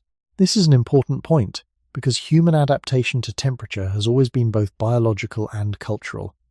It would be inaccurate to imagine that the body was once fully sufficient on its own, but even with these cultural supports, the body still had to participate directly. It still sensed, adjusted, conserved, and released heat within environments that remain more variable than most modern interiors. Over long stretches of time, this created a body that does not simply endure temperature, but reads it. It treats cold and heat as information about effort, safety, timing, and place. That older sensitivity may help explain why modern thermal discomfort can feel oddly personal, even when conditions are only slightly outside the preferred range. The body is not merely reacting to inconvenience. It may be responding through systems that still assume temperature should matter more than modern life allows it to matter. A part of the human body still follows an old world because it still behaves as though air, sunlight, shade, and seasonal change are not background details, but essential conditions of life. And when those conditions are flattened into constant indoor comfort, the body may become easier to manage, yet also slightly more distant from the signals it once used to understand where it was, what time it was, and what kind of day it was entering. What the body seems to expect from temperature is not constant comfort, but meaningful change. In earlier human environments, warmth and cold were not fixed conditions to be maintained at a single ideal point. They moved with the day, with activity, with season, and with location. Morning air could feel sharp and cool. Midday heat could rise under direct sunlight, and evening could bring a gradual loss of warmth that signaled the slowing of activity. These changes were not separate from daily life. They were part of the structure that helped the body organize itself across time. The body did not simply endure these shifts, it used them. Temperature helped define when to move, when to seek shade, when to gather near fire, and when to rest. This meant that the body's regulatory systems were not only reactive, they were also predictive, adjusting in anticipation of patterns that repeated across days and seasons. In the modern world, much of this pattern has been reduced or interrupted. Temperature can now remain stable across long periods, especially indoors. A person may move from one controlled environment to another, with very little exposure to gradual change. This removes one of the oldest external signals the body used to interpret the day. The body still has the ability to regulate heat and cold, but it receives fewer cues that require that regulation to unfold naturally. Instead of warming through movement or cooling through rest, the environment often adjusts around the body, maintaining a narrow range of comfort regardless of time or activity. This shift can make life easier in many ways, but it may also reduce the body's sense of progression through the day. From a physiological perspective, temperature is connected to many internal processes. Body temperature itself follows a daily rhythm, rising and falling in patterns that are linked to sleep, alertness, and metabolic activity. This rhythm does not depend entirely on the environment, but environmental temperature can influence how clearly it is expressed. In older settings, the external world reinforced the body's internal cycle. Cooler nights supported the transition into rest, while warmer daylight supported activity. These patterns were not perfectly aligned in every climate, but they provided a general structure that the body could use as a reference. When temperature becomes constant, that reference becomes less visible. The body still moves through its internal cycle, but it does so with less external confirmation. Anthropological observations suggest that human groups historically used temperature in combination with other environmental signals to guide behavior. Shelter, clothing, fire, and group proximity all played roles, but they did not eliminate variation entirely. Instead, they allowed people to manage it while still remaining aware of it. The body was part of this process, not separate from it. It learned to respond to gradients of warmth and cold, not just to extreme conditions. In modern life, these gradients can become less noticeable. A room may remain the same temperature from morning to night. Seasonal differences may be reduced indoors, The body adapts to this stability, but adaptation does not always replace the older pattern completely. Some part of the system may still expect change as a signal that the day is unfolding. This expectation can be difficult to detect because it does not produce a clear demand. It appears instead as a subtle sense that something is missing, a lack of variation that leaves the body slightly unanchored in time. A person may feel that the day passes without clear transitions, that morning does not fully begin, or that evening does not fully arrive. These feelings are not solely about light or activity. Temperature may play a quiet role in them as well. The body may be waiting for the kind of environmental shift that once helped mark the passage of time. This does not mean that constant comfort is harmful in itself. It means that the body's systems were shaped in relation to change, not constancy. A part of the human body still follows an old world because it still treats warmth and cold as signals, not just sensations. When those signals are reduced or flattened, the body continues to regulate itself, but with fewer clues about how the day is meant to feel. And in that absence, even comfort can begin to feel slightly incomplete, as if the body is present, but the environment it expects has not fully arrived. What becomes visible in the modern relationship with temperature is that the body does not only react to heat and cold when they become uncomfortable, it seems to keep using them as a kind of background language, even when modern life tries to reduce that language to almost nothing. A person may spend an entire day in climate-controlled spaces and still feel strangely out of rhythm, not because the body is suffering in any obvious way, but because the thermal world around it no longer changes enough to say anything clear. In older human settings, warmth and cold help divide the day into phases that the body could recognize without thought. Morning coolness often meant the body had to begin generating heat through movement. Midday warmth could encourage slower effort, shade, or changes in posture and pace. Evening cooling signaled gathering, covering, and the gradual shift toward rest. These were not abstract ideas. They were repeated bodily experiences, and over long stretches of time they became part of how human life was physically organized. The body did not need temperature to remain pleasant at every moment. It needed temperature to remain meaningful. This may explain why modern comfort sometimes feels thin rather than complete. The body is no longer asked to respond to the world in the same gradual, continuous way, and so one of its older forms of orientation begins to fade. Physiologically, this matters because the body's regulation of temperature is tied to movement, circulation, sleep timing, and the wider balance of effort and recovery. The body warms differently when it is active than when it is still. It cools differently in darkness than under artificial light. In a world where temperature shifts are softened or removed, these older rhythms do not disappear, but they can become less clearly supported by the environment. The body may still lower its internal temperature before sleep, for example, but if evening remains bright, active, and thermally flat, some of the natural transition that once helped guide rest has been weakened. The same is true in the other direction. A morning that begins in a sealed, stable indoor space may not give the body the same sense of beginning that cooler outdoor air once provided. These are small effects when viewed one by one, yet over time they may help explain why the body can feel slightly detached from the day even while functioning normally within it. Anthropological and archaeological evidence shows clearly that humans have always used culture to shape their thermal environment. Fire, clothing, shelter, and shared sleeping arrangements are ancient human strengths, not modern distortions. But these tools did not erase environmental variation. They softened it, negotiated with it, and made survival possible within it. The body still remained in contact with colder mornings, warmer exertion, seasonal shifts, and the thermal consequences of landscape and weather.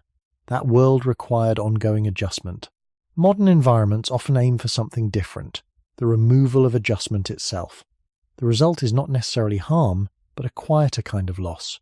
The body has fewer chances to do what it was long shaped to do, which is to continuously interpret and respond to a changing thermal world. A part of the human body still follows an old world because it still behaves as though temperature should help tell the story of the day. It still seems to expect that warmth will be earned, that coolness will signal transition, and that the surrounding air will change enough to matter. When that pattern disappears, the body becomes more comfortable in a narrow sense, but perhaps less informed in a deeper one. It is no longer negotiating as directly with morning, shade, evening, season, and rest. Instead, it lives inside a flatter climate, one that protects it from discomfort while also reducing one of the oldest conversations between body and world.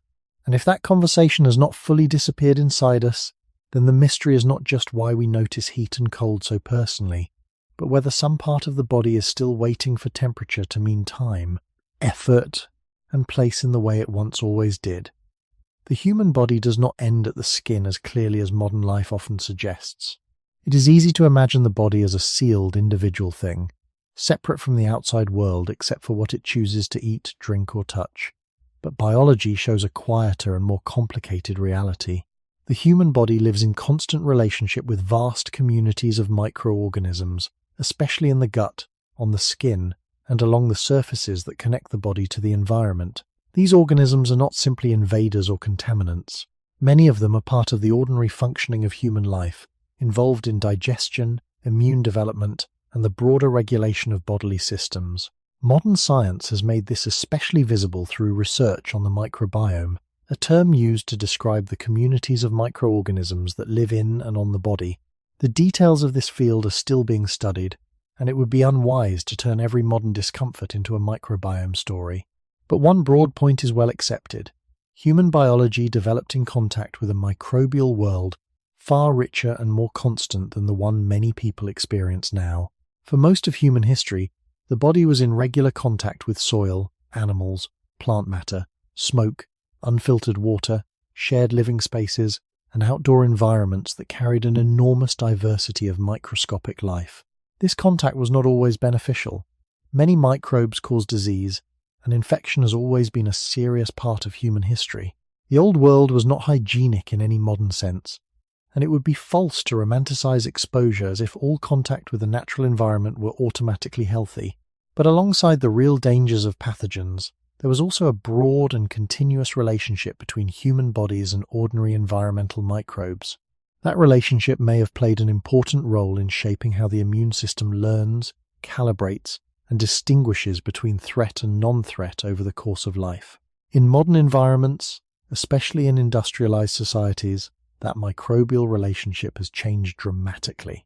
Water is treated, surfaces are cleaned, food is processed, birth and infant care often happen under medical control, and daily life may unfold mostly indoors with limited contact with soil, animals, and varied outdoor settings. These changes have brought enormous gains in survival, especially by reducing infectious disease.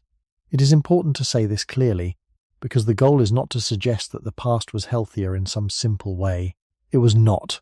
The reduction of deadly infections is one of the clearest achievements of modern public health. Yet, even while acknowledging that, another question remains. If the human body was shaped in a world of constant microbial contact, then what happens when much of that contact is reduced, filtered, or delayed? This question has become important in immunology and human biology, because the immune system does not appear to be designed only for defense. It also appears to require education. Early life exposure to a range of ordinary environmental inputs may help the body learn what to react to strongly, what to tolerate, and how to regulate inflammatory responses.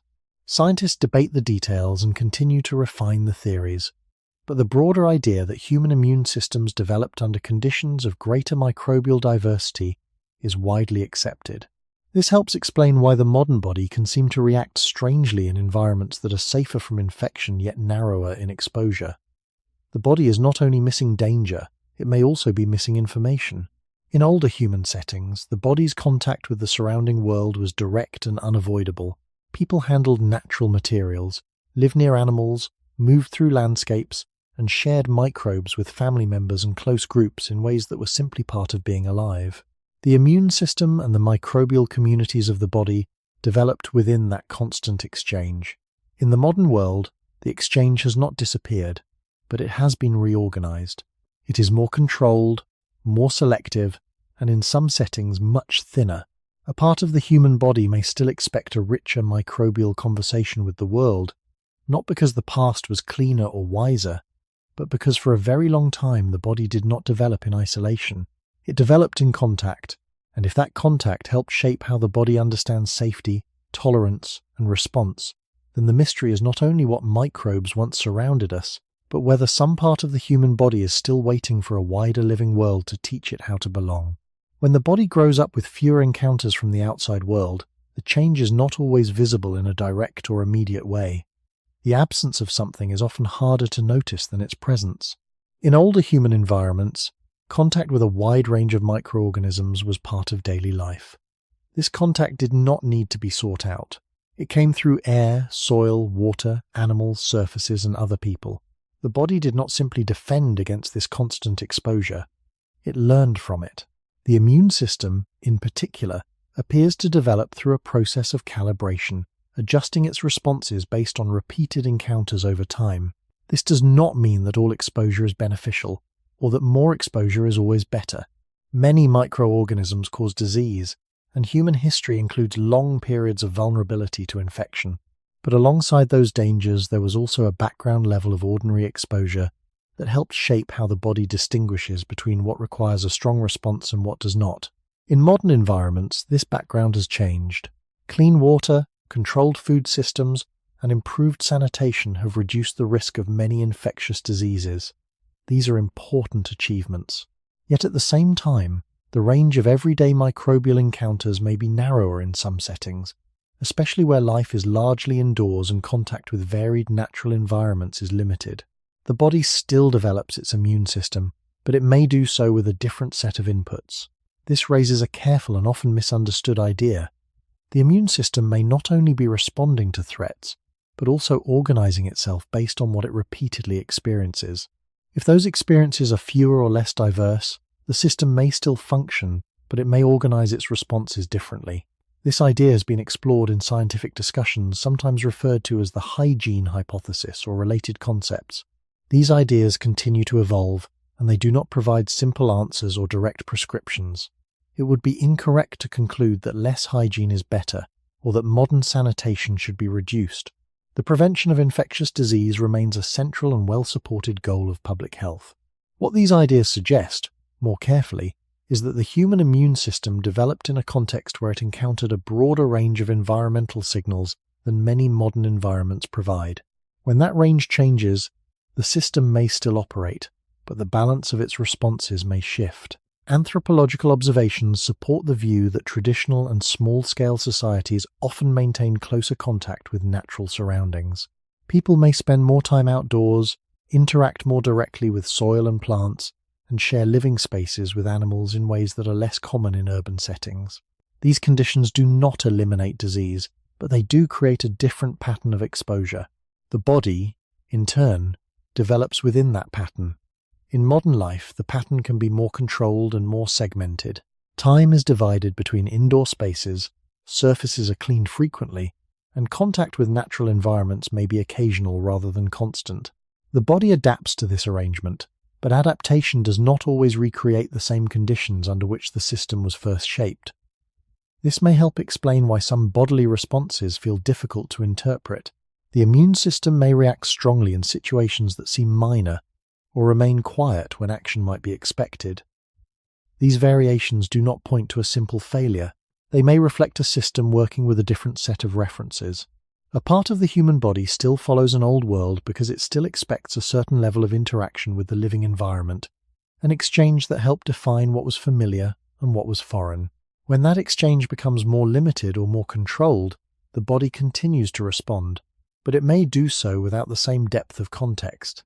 And in that reduced context, even normal responses can begin to feel unclear, as if the body is speaking in a language shaped by a wider world than the one it now regularly encounters.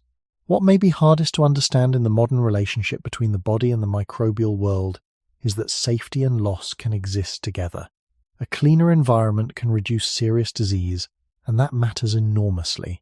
But at the same time, a more controlled environment can also remove many of the ordinary biological signals that once helped shape the body's sense of balance. This is the deeper tension. The human body was not formed in sterility. It developed in constant exchange with living surroundings, many of which were harmless, some of which were beneficial, and some of which were dangerous. Over long stretches of human history, the immune system had to learn within that mixed reality.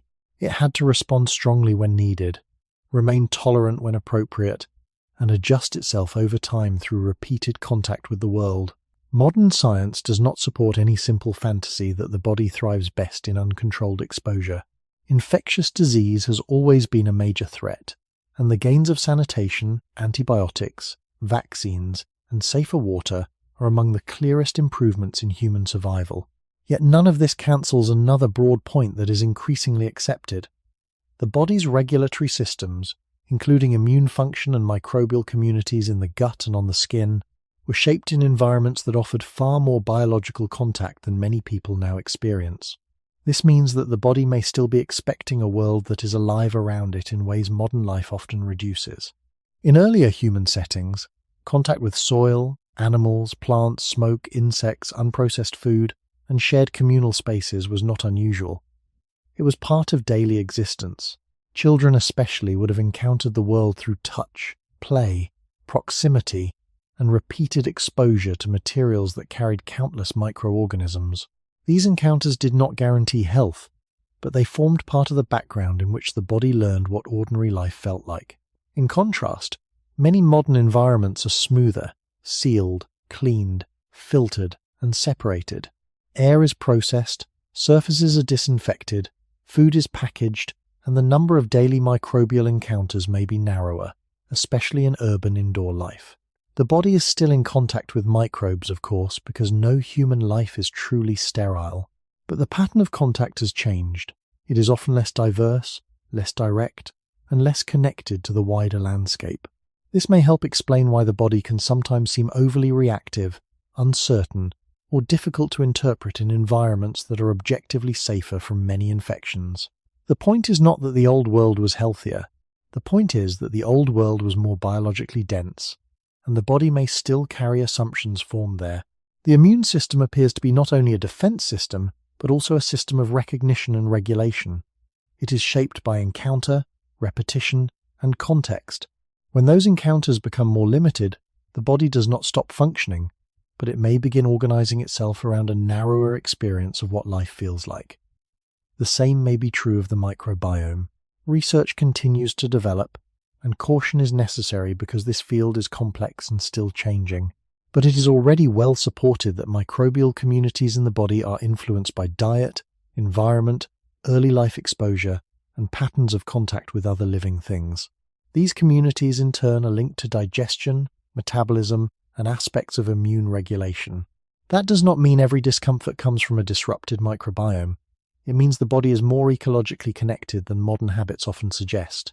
A part of the human body still follows an old world because it still behaves as if being alive means being in contact, not only with food and air, but with a larger living environment that continuously teaches the body what is normal. When that environment becomes narrower, cleaner, and more controlled, the body gains protection, but it may also lose some of the rich background information it once used to calibrate itself. And so the mystery is not whether the modern world is better or worse in any absolute sense. It is whether some part of the body is still waiting for a thicker, more varied contact with life itself. Because for most of human history, the body did not learn who it was by standing apart from the living world, but by growing inside it. Food once looked like part of the world.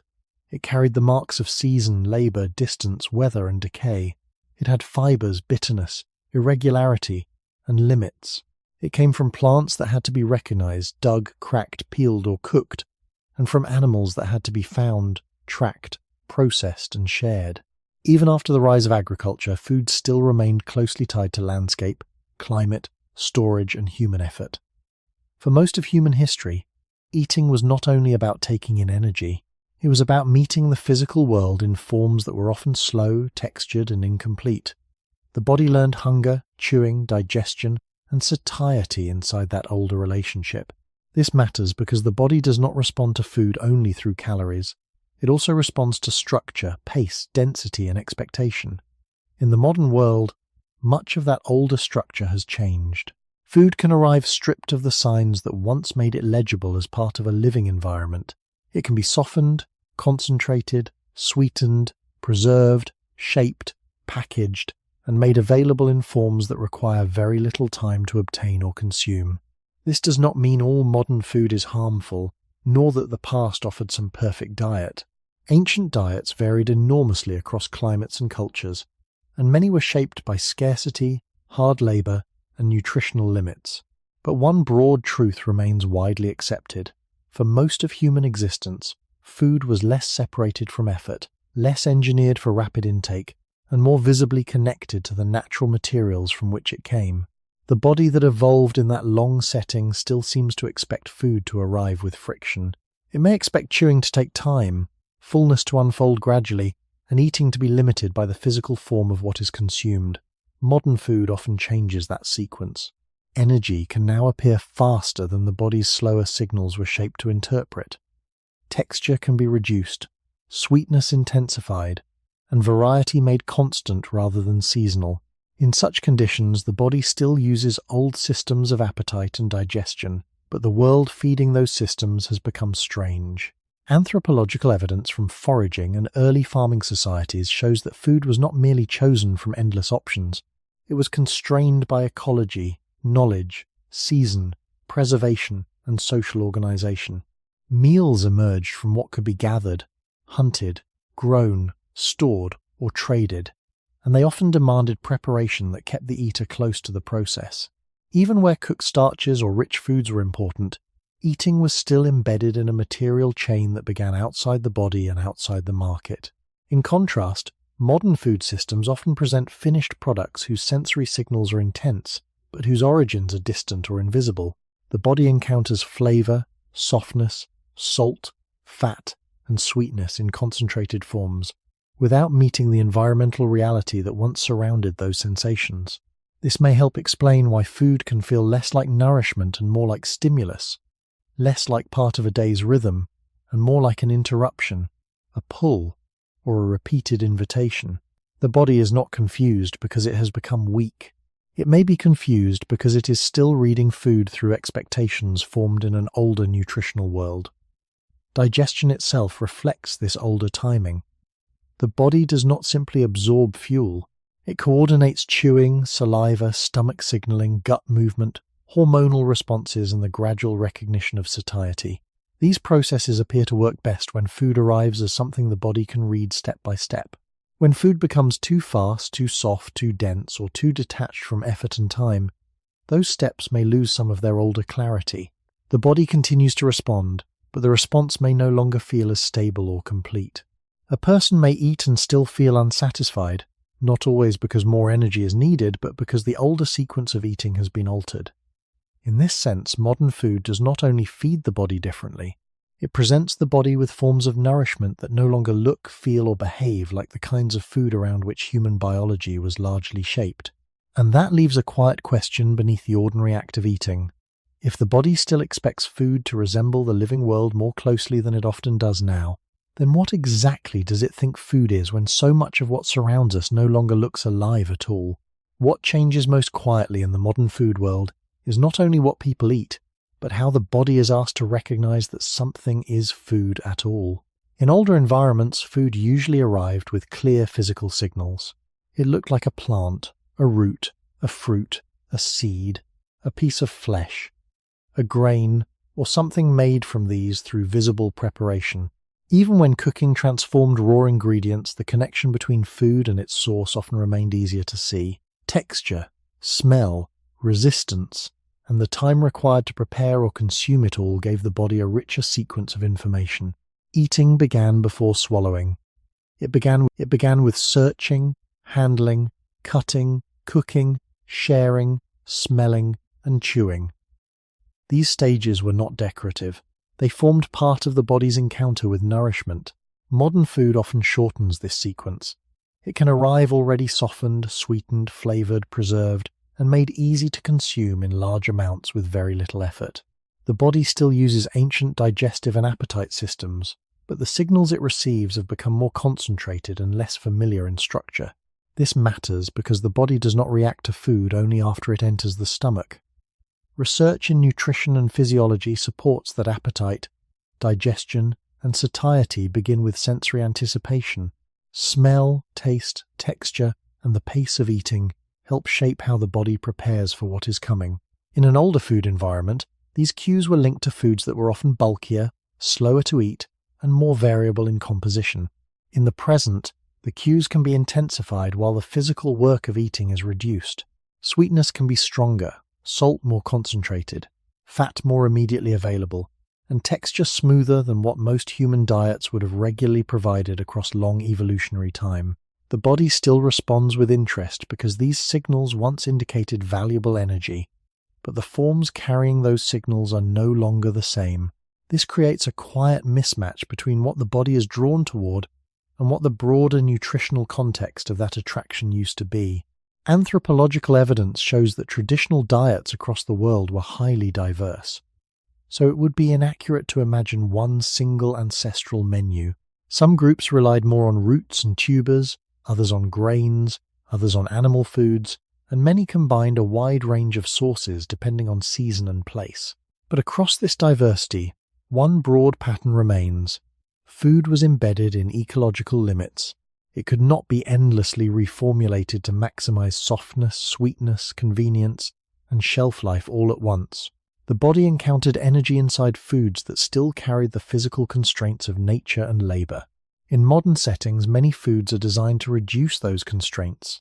They are easier to store, easier to transport, easier to chew, and easier to repeat. Again, this is not a moral problem in itself. It is a structural change. Yet structural changes matter because the body's older systems still seem to rely on friction, on the small delays and resistances through which fullness and completion once had time to emerge. When those delays are removed, eating can become faster than the body's deeper recognition of having eaten. This may help explain why some foods feel less settling even when they provide substantial energy. The body may receive calories, but not the full sequence of signals it once used to register that nourishment had truly arrived. Another change is repetition without season. In older human settings, foods came and went. Availability shifted with climate, migration, storage, and effort. The body encountered variation not as lifestyle choice, but as part of ecological reality. In modern life, the same appealing foods can appear every day, at any hour, with little change. The body's reward systems were not shaped in a world of endless sensory sameness paired with endless access. They were shaped in a world where valued foods often had limits. A part of the human body still follows an old world because it still seems to assume that food should come with boundaries, with texture, with effort, and with a visible link to life outside the body. When those features fade, eating becomes easier, but the body may become less certain about what it has received. And in that uncertainty, the mystery deepens.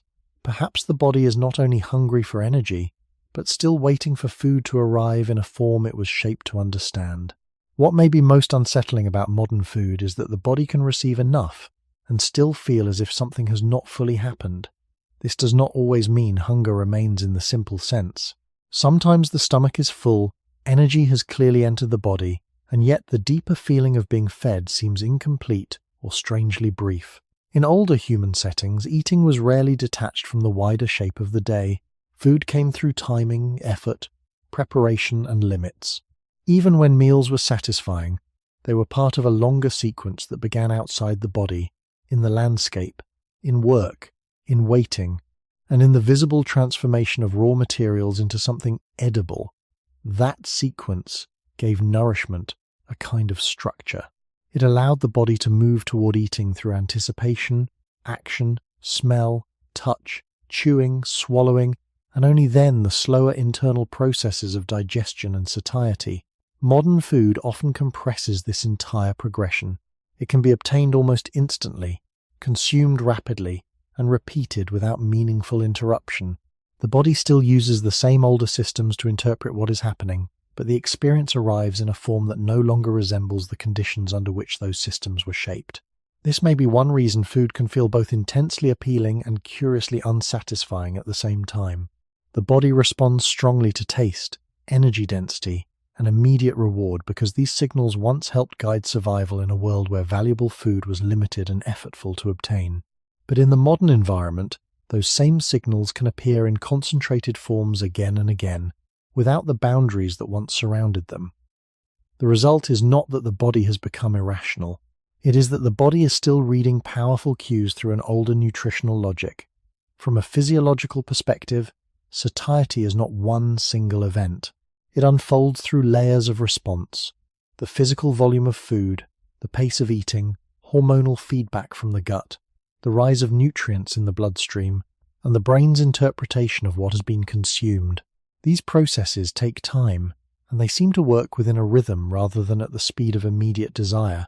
In older food environments, the structure of eating often gave the body that time. Tougher textures, slower preparation, and clearer limits created space for fullness to emerge gradually. In modern life, many foods move faster than that older rhythm. They are easy to chew, easy to swallow, easy to repeat, and often designed to maximize sensory appeal without requiring much physical engagement from the eater. This does not mean all modern foods are harmful or false. It means the body may still be waiting for signals that used to arrive alongside nourishment but are now weakened or absent. Anthropological evidence continues to remind us that human diets were never uniform, yet they were usually anchored in ecological reality. Season mattered, place mattered, storage mattered. The body encountered food as part of a world that imposed delay, scarcity, and physical form. Even abundance had shape. It arrived in harvests, migrations, or temporary access, not in endless availability detached from landscape. Modern food systems have largely broken that old connection. A person can now encounter sweetness without fruit, salt without preservation, richness without scarcity, and fullness without the visible labor that once gave food its place in the day. The body still responds because it recognizes the signals, but it may no longer recognize the context. That loss of context may be just as important as the change in ingredients. A part of the human body still follows an old world because it seems to expect that food should carry more than energy. It should carry texture, effort, time, and a visible relationship to the living environment from which it came. When those qualities fade, eating becomes more convenient, but the body may become less certain that nourishment has truly been completed. This does not mean the body wants the past returned exactly as it was. It means some part of the body may still be organized around a more material, slower, and more limited relationship with food than modern life usually provides. And so the deeper mystery may not be only why people keep wanting food in a world full of it, but whether the body is still searching for an older form of nourishment, one that felt complete because it still looked, moved, and arrived like part of the world itself. The human body does not respond to other people as if they were background scenery. It reads faces, voices, distance, posture, silence, attention, and exclusion with a depth that is easy to overlook because it happens so quickly. A passing expression can change muscle tension. A familiar voice can lower vigilance. Being ignored can alter the body before a single clear thought is formed. This sensitivity is not accidental. For most of human history, survival depended not only on food, light, movement, and shelter, but also on a relatively small and repeated social world. Human beings lived in groups where the same people were encountered again and again, where reputation was local, where conflict had visible consequences, and where belonging was not an abstract idea. It was a daily condition of safety. In that older setting, the body had reason to treat social signals as biologically important. Approval, disapproval, closeness, distance, trust, and tension were not merely emotional experiences. They affected access to help, protection, food sharing, childcare, and recovery from illness or injury. Anthropological research across hunter-gatherer and small-scale societies supports the broad view that human social life evolved in repeated face-to-face groups, not in anonymous masses. Group size varied, and ancient life should never be simplified into one uniform model. But the general pattern remains widely accepted. Humans are a deeply social species shaped within networks that were limited enough for individuals to know one another directly. The body seems to carry that history forward. It still reacts to social conditions as if they matter in concrete ways, because for a very long time they did. In the modern world, social life has changed form much faster than the body has changed its deeper expectations. A person may now encounter hundreds or thousands of others indirectly through screens, institutions, cities, work systems, and public spaces, while having direct contact with only a small number in any meaningful sense. The body, however, does not always distinguish clearly between direct and indirect social signals before it begins to respond. Tone, conflict, judgment, and comparison can still activate stress, vigilance, or shame even when the source is distant, symbolic, or fleeting. This matters because the human body appears to be shaped for social worlds where signals were fewer, slower, and more grounded in repeated relationships. In such settings, a tense face or a changed tone of voice likely came from someone whose role in one's life was real and ongoing. Today, many social signals arrive detached from stable context. They appear in crowds, online exchanges, brief interactions, or imagined judgments that have no clear resolution. Yet the body can still respond as if something important is at stake. This is one reason modern social life can feel so noisy, even in silence. The body may be receiving more signals than it was shaped to organize calmly. From a biological perspective, this is not only about emotion. Social connection has measurable effects on stress regulation, sleep, immune function, and overall well-being. Loneliness, exclusion, and conflict can influence the body in ways that go beyond mood. At the same time, closeness, familiarity, and trusted companionship can support regulation and recovery. These patterns are widely supported across psychology, neuroscience, and public health research. They suggest that the body does not merely prefer social connection in a vague sense. It appears to rely on certain forms of it. In earlier human settings, those forms were often built into daily life through kinship, shared work, repeated contact, and mutual dependence. In modern life, social contact can be constant in one sense and thin in another. A person may be surrounded by messages, images, and voices, while still lacking the slower reassurance of stable presence. The body may register this as a mismatch without being able to name it. It is not simply alone, and not simply together. It is reacting within a social environment that is larger, faster, and less coherent than the one that shaped it.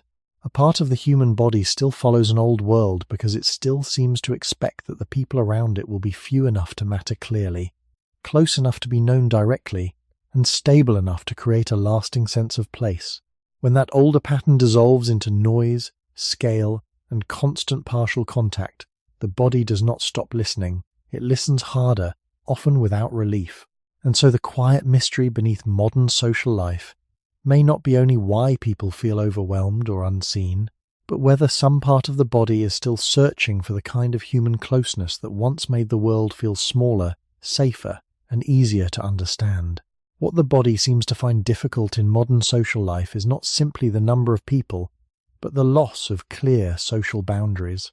In older human settings, social worlds were limited enough that most signals came from known individuals within a shared environment. A glance, a silence, a disagreement, or a gesture carried weight because it came from someone whose place in the group was understood. The body did not need to interpret an endless stream of unfamiliar faces, distant opinions, and partial impressions. It responded within a narrower field, where social meaning was usually tied to repeated contact and direct consequence. This does not mean those worlds were peaceful or free of tension. Conflict, exclusion, jealousy, and hierarchy were all part of human life. But they unfolded in groups whose size and structure gave the body a more stable map of belonging. In the modern world, that map is often harder to hold. Social signals now arrive from strangers, institutions, digital spaces, public settings, and imagined audiences that have no clear edge. The body continues to react, but the context around the reaction has become less certain. A person may feel judged without knowing by whom, feel excluded without a visible group, or feel socially tired after contact that was brief, indirect, or entirely mediated through technology. These are not imaginary experiences. They reflect the fact that the body still treats social information as biologically important, even when that information comes in forms it was not shaped to organize easily. Modern psychology and neuroscience both support the broad idea that the human brain is highly responsive to social evaluation. Being seen, ignored, rejected, compared, or misread can affect stress systems, attention, and mood. This makes sense in evolutionary terms.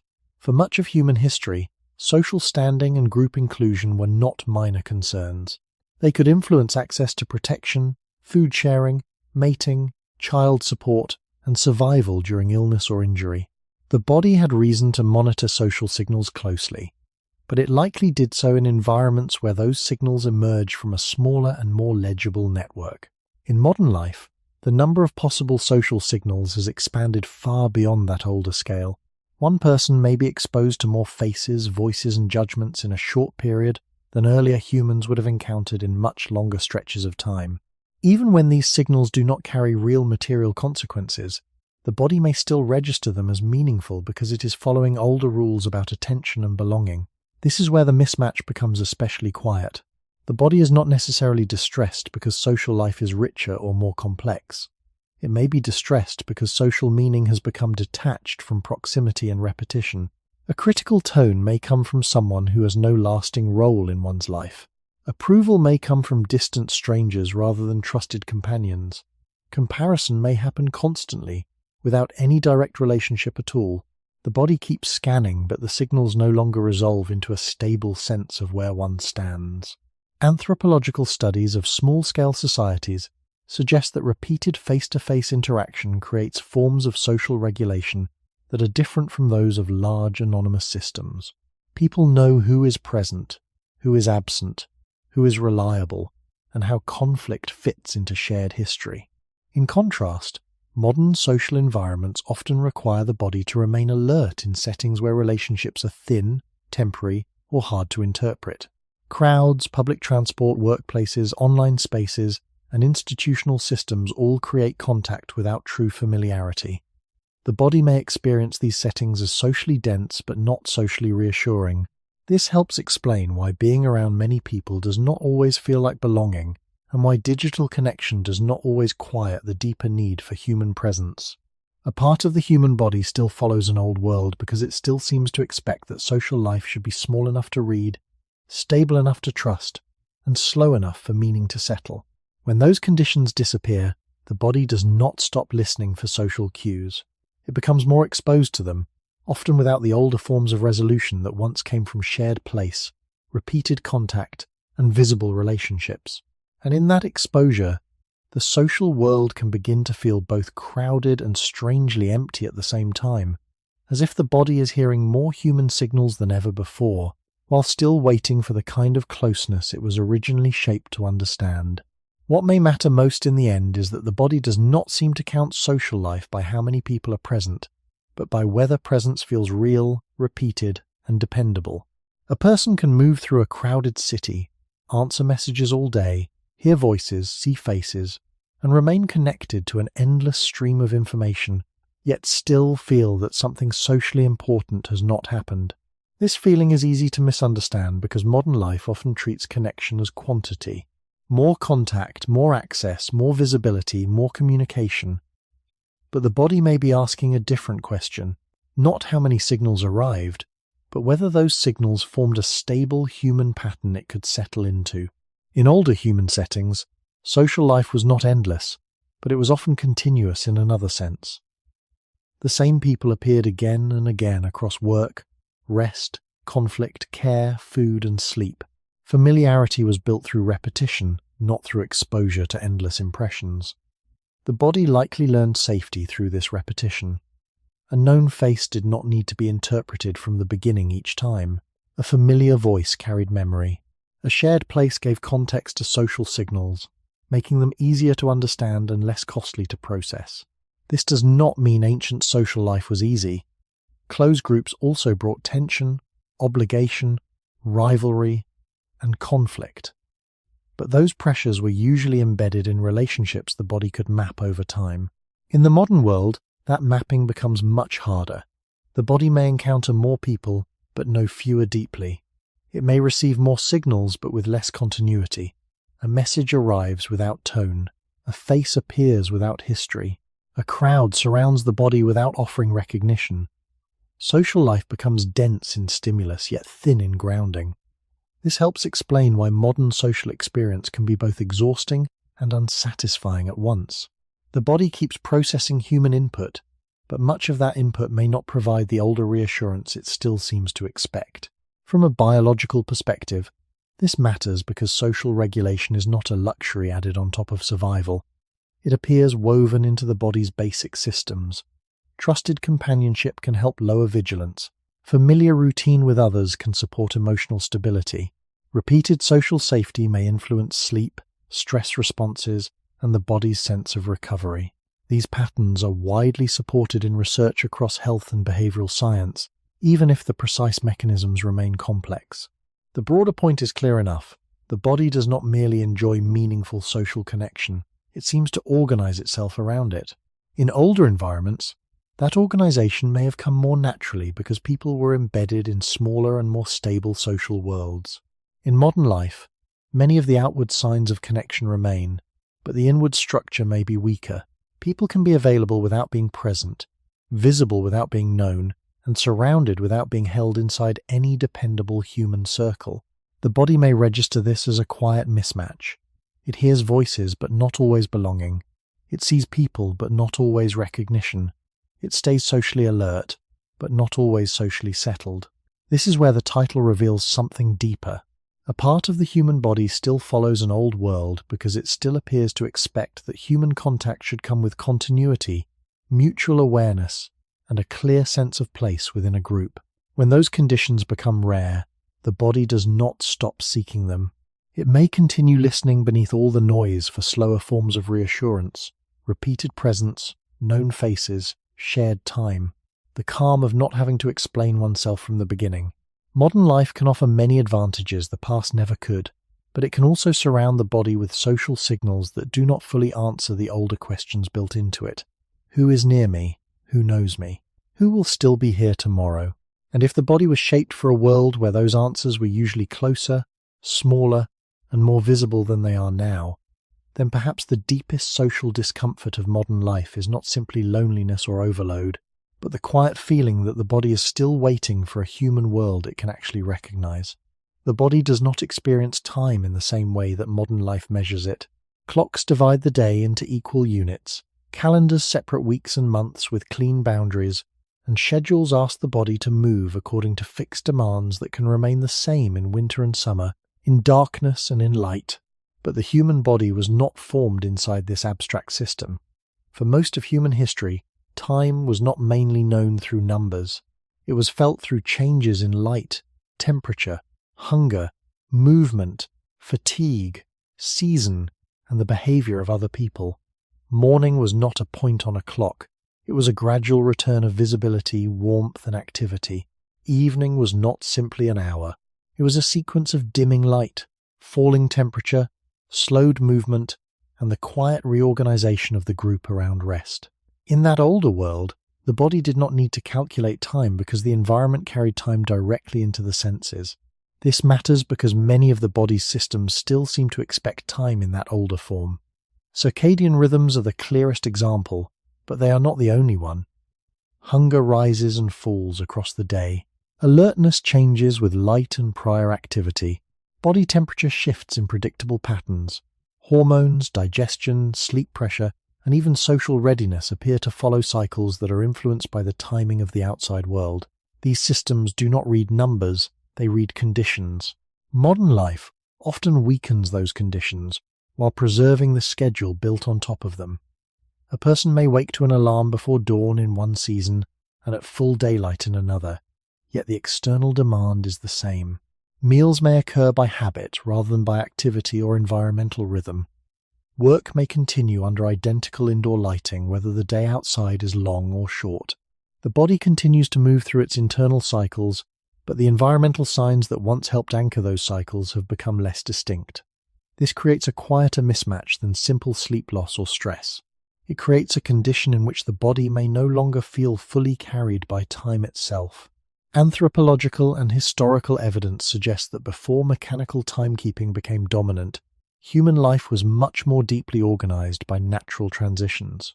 Agricultural societies still used calendars and seasonal knowledge, of course, but daily life for most people remained closely tied to sunrise, sunset, weather, and seasonal labor.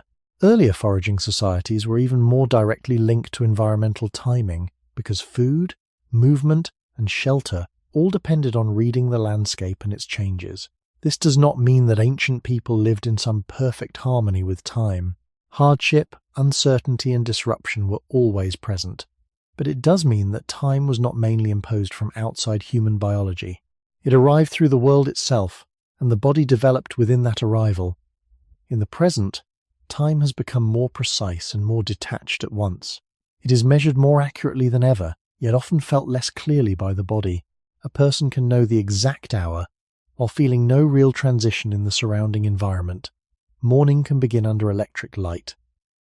Afternoon can pass indoors without sun. Evening can remain bright, active, and thermally unchanged. The clock moves, but the body receives fewer signals that the day is actually unfolding. This may help explain why modern time can feel both rigid and strangely unreal. The demands are exact, but the body's deeper systems still seem to wait for time to be visible, tangible, and shared with the environment. A part of the human body still follows an old world because it still appears to expect that time will arrive through light, cooling air, hunger after effort, darkness after day, and the repeated physical changes that once marked the passing of hours and seasons. When those signals fade, the body does not stop keeping time. It continues, but with less guidance from the world around it. And in that reduced guidance, the quiet question begins to sharpen again. If the body still expects time to be felt rather than counted, then what happens when life is ruled by hours the body can obey, but no longer truly recognize?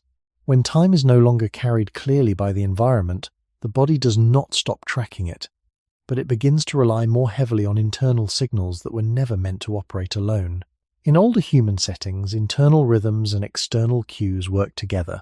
Light confirmed wakefulness, darkness supported rest, temperature shifts marked transitions, and patterns of movement and food reinforced the structure of the day.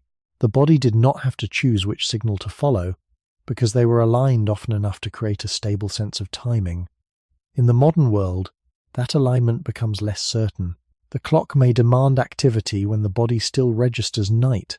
The body may feel alert when the schedule requires rest. Meals may occur at times that do not match hunger shaped by prior movement or light exposure. This does not mean the body loses its rhythm. It means the rhythm must continue with fewer external anchors. Circadian biology shows that the human body has internal clocks that regulate cycles of sleep, alertness, hormone release, and temperature. These systems can maintain a pattern even in the absence of strong environmental cues, but they are more stable when those cues are present. Light, in particular, acts as a powerful signal that helps synchronize internal timing with the outside world.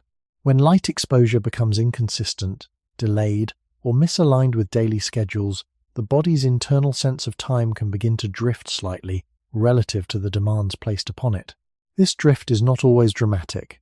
It can appear as subtle shifts in energy, attention, or sleep timing that feel difficult to explain. The body is still keeping time, but it may no longer be keeping the same time as the environment it was built to follow.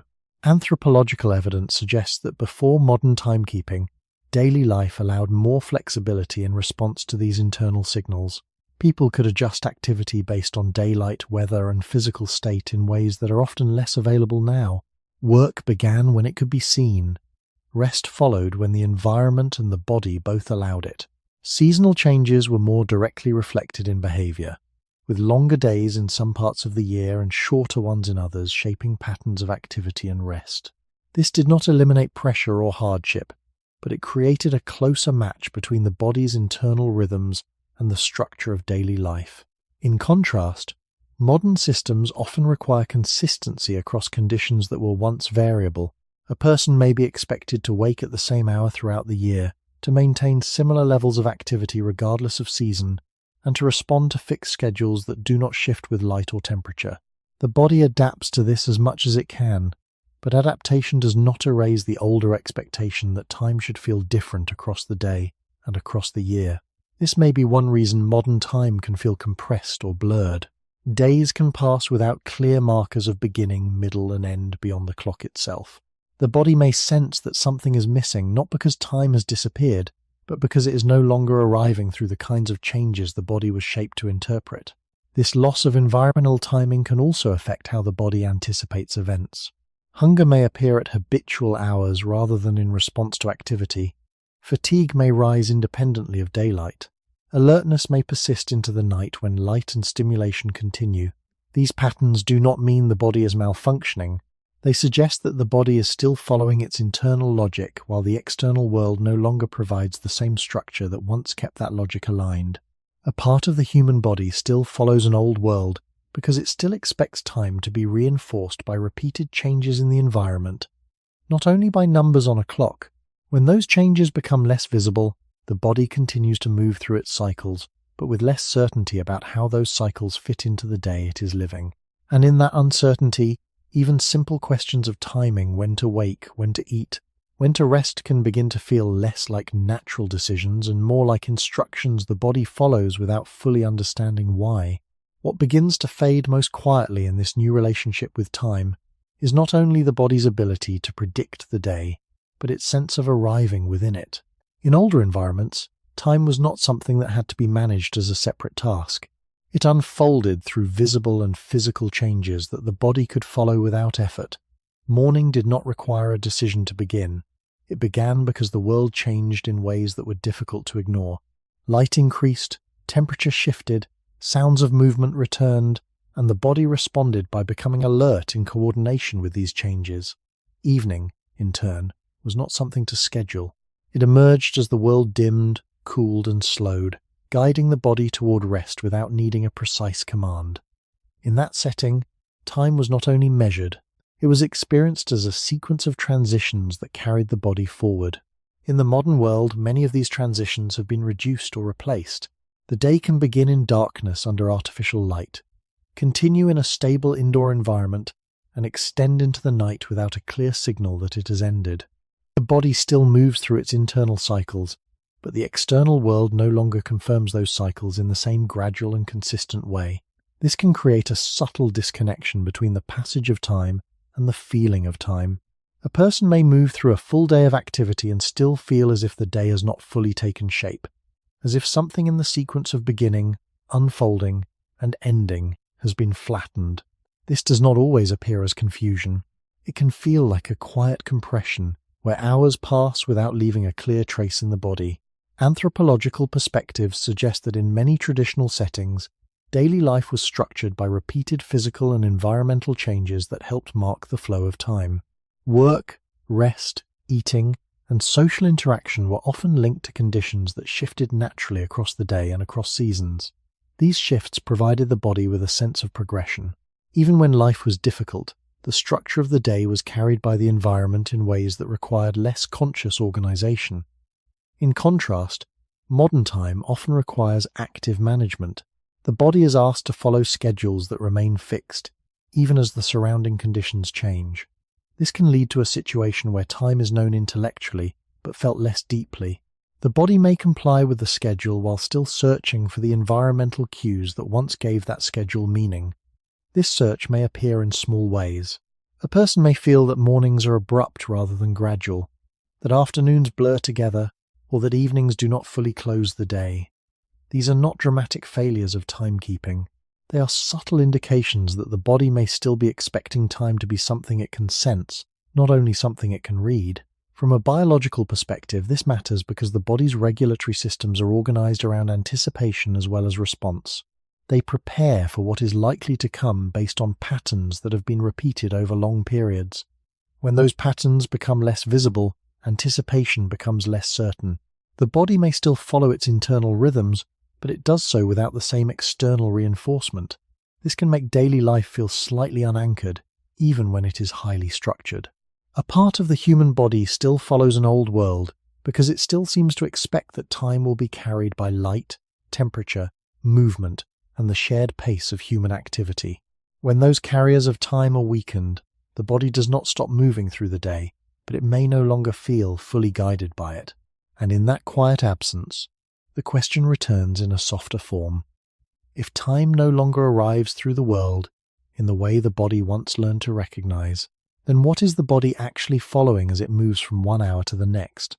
The human body seems to carry a quiet expectation that the world will not always provide enough. This expectation does not appear as a constant fear, but as a pattern in how the body prepares, stores, conserves, and reacts to change. It can be seen in the way energy is managed, in how hunger rises, in how stress prepares the body for uncertainty, and even in how attention moves toward what might be missing. This pattern did not emerge without reason.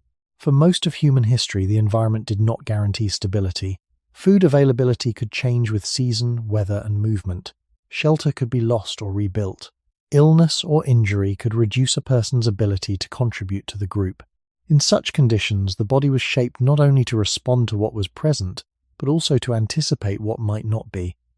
This anticipation did not require conscious thought. It was built into the way systems regulated themselves over time.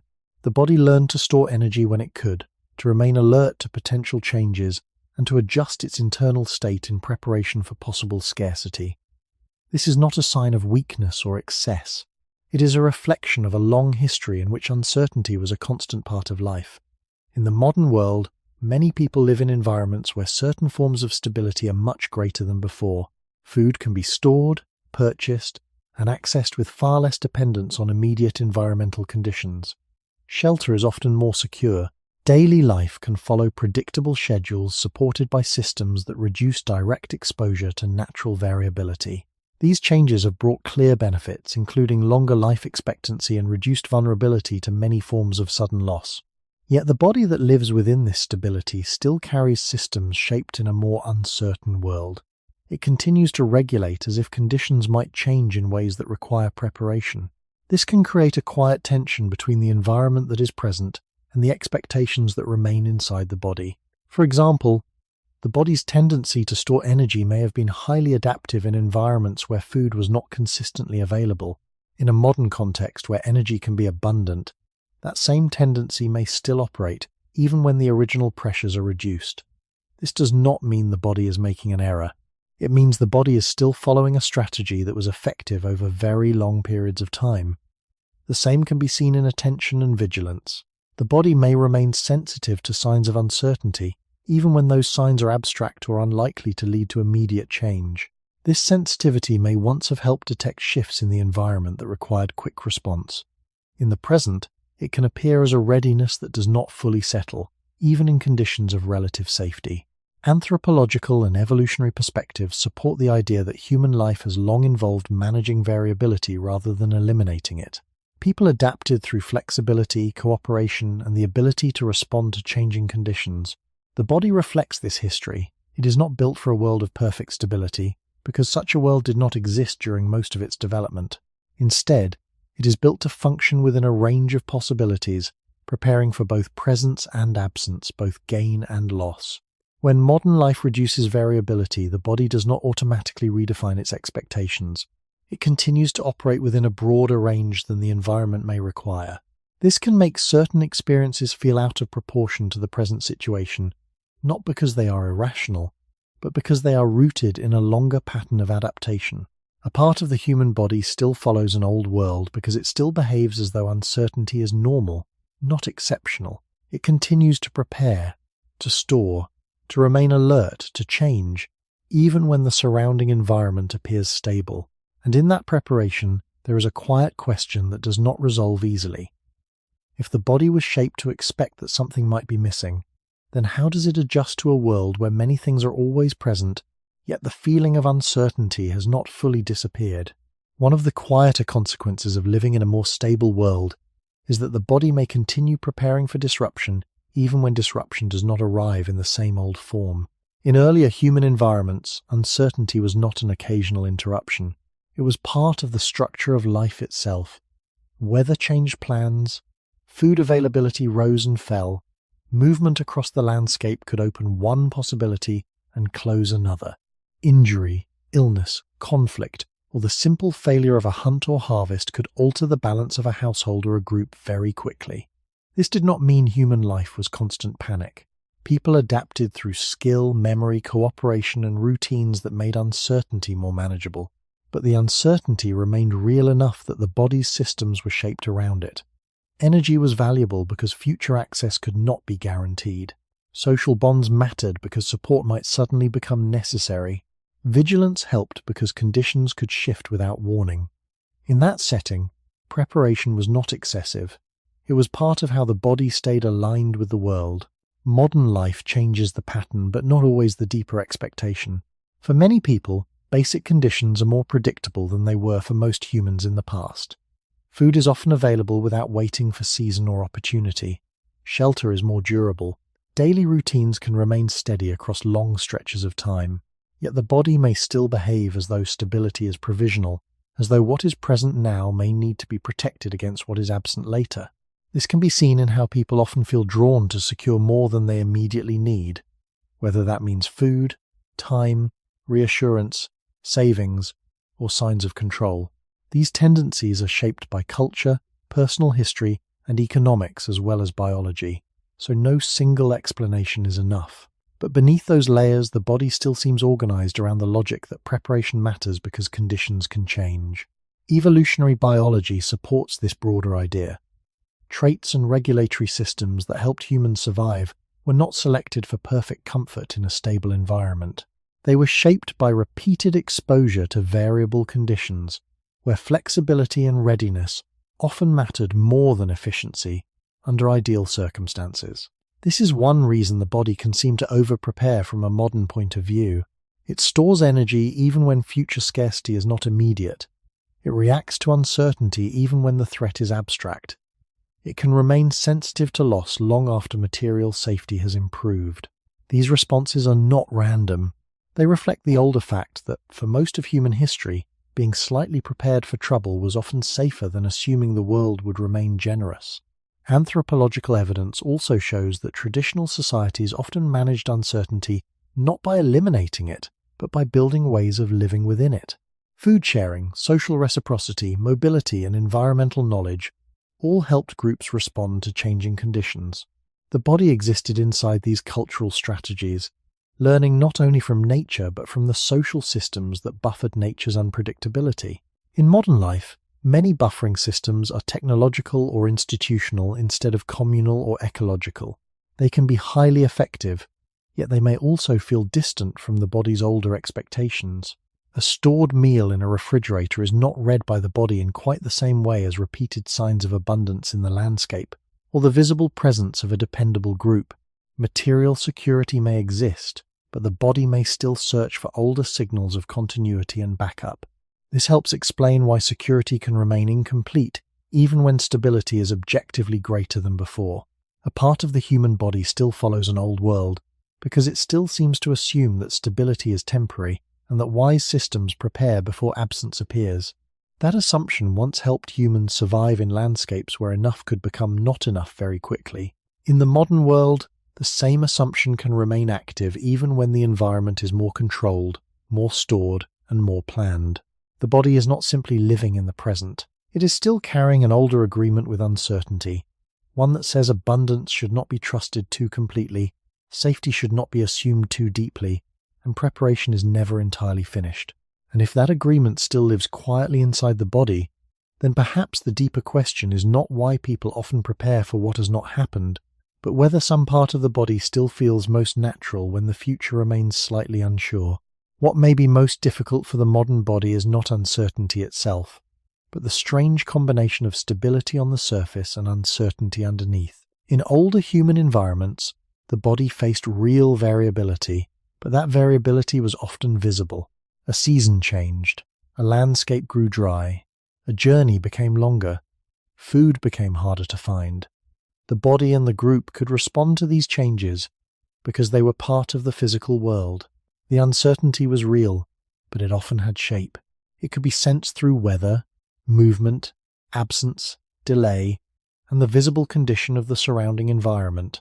In modern life, many forms of material stability have improved, yet uncertainty has not disappeared. It has changed form. It is now often hidden inside systems too large, distant, or abstract for the body to read directly. A person may have food nearby, shelter overhead, and routines that appear secure yet still carry a background feeling that something is unsettled. This may happen because the body's older logic was shaped to respond to uncertainties it could see and act within.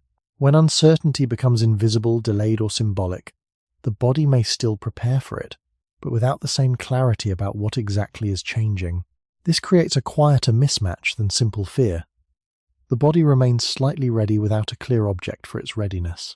It continues to conserve, anticipate, and monitor, even when the surrounding world appears calm. From a biological perspective, this makes sense. The body's systems are not designed only to solve immediate problems. They are also designed to manage possibility. Stress systems prepare before danger is fully confirmed. Appetite systems encourage intake before depletion becomes severe. Social systems seek reassurance before isolation becomes absolute. These patterns were not built for certainty. They were built for worlds in which waiting too long could be costly. In earlier human settings, that readiness often had somewhere to go. The body could move, gather, store, travel, seek help, or adjust behavior based on what was happening around it. In modern environments, the triggers for readiness may still exist, but the path to response is often less direct. Financial uncertainty, institutional dependence, future planning, social comparison, and constant low-level information can all sustain the feeling that something important may shift, even when the body cannot resolve that feeling through immediate action. The result is not always panic or exhaustion. Sometimes it is simply a persistent sense that rest is conditional, that ease should not be trusted too fully, that preparation is wiser than release. Anthropological history suggests that humans survived not by removing uncertainty, but by building habits and relationships that made uncertainty livable. Knowledge of place, flexible movement, cooperation, food sharing, and social memory helped people manage a world that could not be fully controlled. The body developed within those strategies. It learned that uncertainty was normal, but also that response was possible. In the modern world, the first half of that pattern may remain stronger than the second. The body still expects change, but the means of meeting that change are often mediated by systems outside immediate bodily action. This may leave the body carrying preparation without the older forms of reassurance that once came from shared labor, visible resources, and direct engagement with the environment. A part of the human body still follows an old world because it still seems to assume that enough can become not enough, that safety may need to be renewed, and that tomorrow should never be treated as fully guaranteed. That assumption once belonged to a visible world of changing weather, shifting food, and material limits. Now it may continue beneath a surface of apparent stability, shaping energy, vigilance, and the sense that something should still be held in reserve. This does not mean the body is trapped in the past. It means the body has not forgotten the long conditions that taught it how to survive. And when modern life offers stability without always offering a form the body can deeply trust, the old expectation remains. So the final tension of this chapter is not simply that the body was built for uncertainty, but that it may still feel most natural when life contains a little visible unpredictability, a little real variation, and some clear relationship between readiness and the world it is preparing to meet. By this point, the pattern begins to feel less like a collection of separate problems, and more like one quiet condition expressed in many forms. Light no longer arrives in the way the body once learned to trust. Hunger speaks in an older voice inside a world of constant food. Movement has been reduced, sleep insulated, temperature flattened, social life enlarged, time abstracted, and uncertainty transformed into something harder to read. None of these shifts, taken alone, fully explains the strange feeling that something in the body remains slightly out of place. But together, they reveal a deeper possibility. The human body is not failing because it is badly made.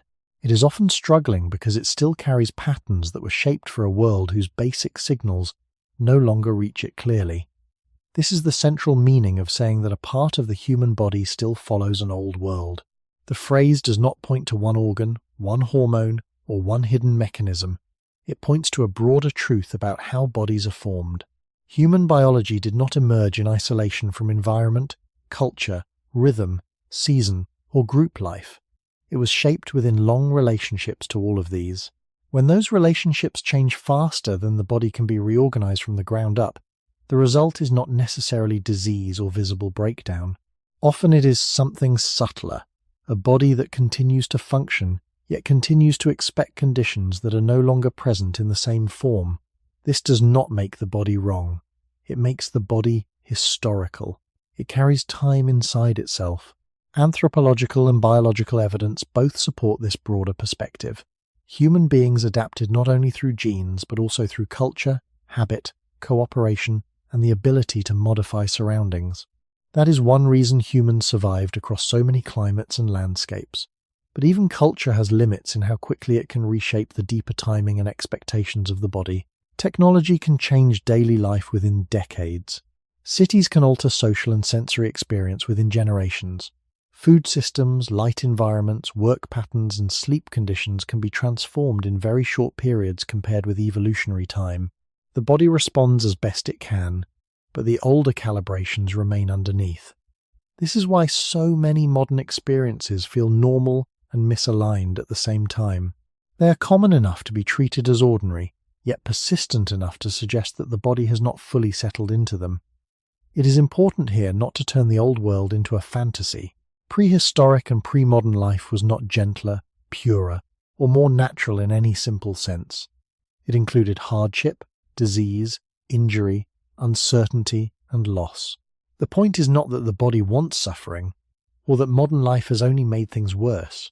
The point is that the body was shaped in contact with a different structure of reality, stronger day-night contrasts, greater environmental variation, more continuous movement, more direct microbial contradiction, smaller social worlds, and a clearer link between action and need. Modern life has solved many old dangers, and that has brought immense benefits. But the removal of danger is not the same as the preservation of every signal the body once used to orient itself. In some cases, the body may now be safer while also being slightly less informed. This is where the final understanding of the title begins to settle. A part of the human body still follows an old world, because some part of human life is still organized by expectations that were written under older skies, older distances, older nights, and older forms of closeness. The body continues to react, prepare, time, and interpret as if those conditions still matter, because for most of human existence they did matter. And although the world has changed, the body has not erased that long memory. It carries it quietly, not in conscious thought, but in rhythms, thresholds, and needs that still shape everyday experience. So the deeper lesson is not that the body is broken, nor that the past should be copied. It is that the body makes more sense when it is seen as something still partly in conversation with the world that formed it. That recognition can soften how modern discomfort is understood. It can turn self-blame into attention. It can replace the idea of personal failure with the calmer idea of historical mismatch. And with that, one final question remains open, not as a problem to solve too quickly, but as a way of seeing the body more honestly.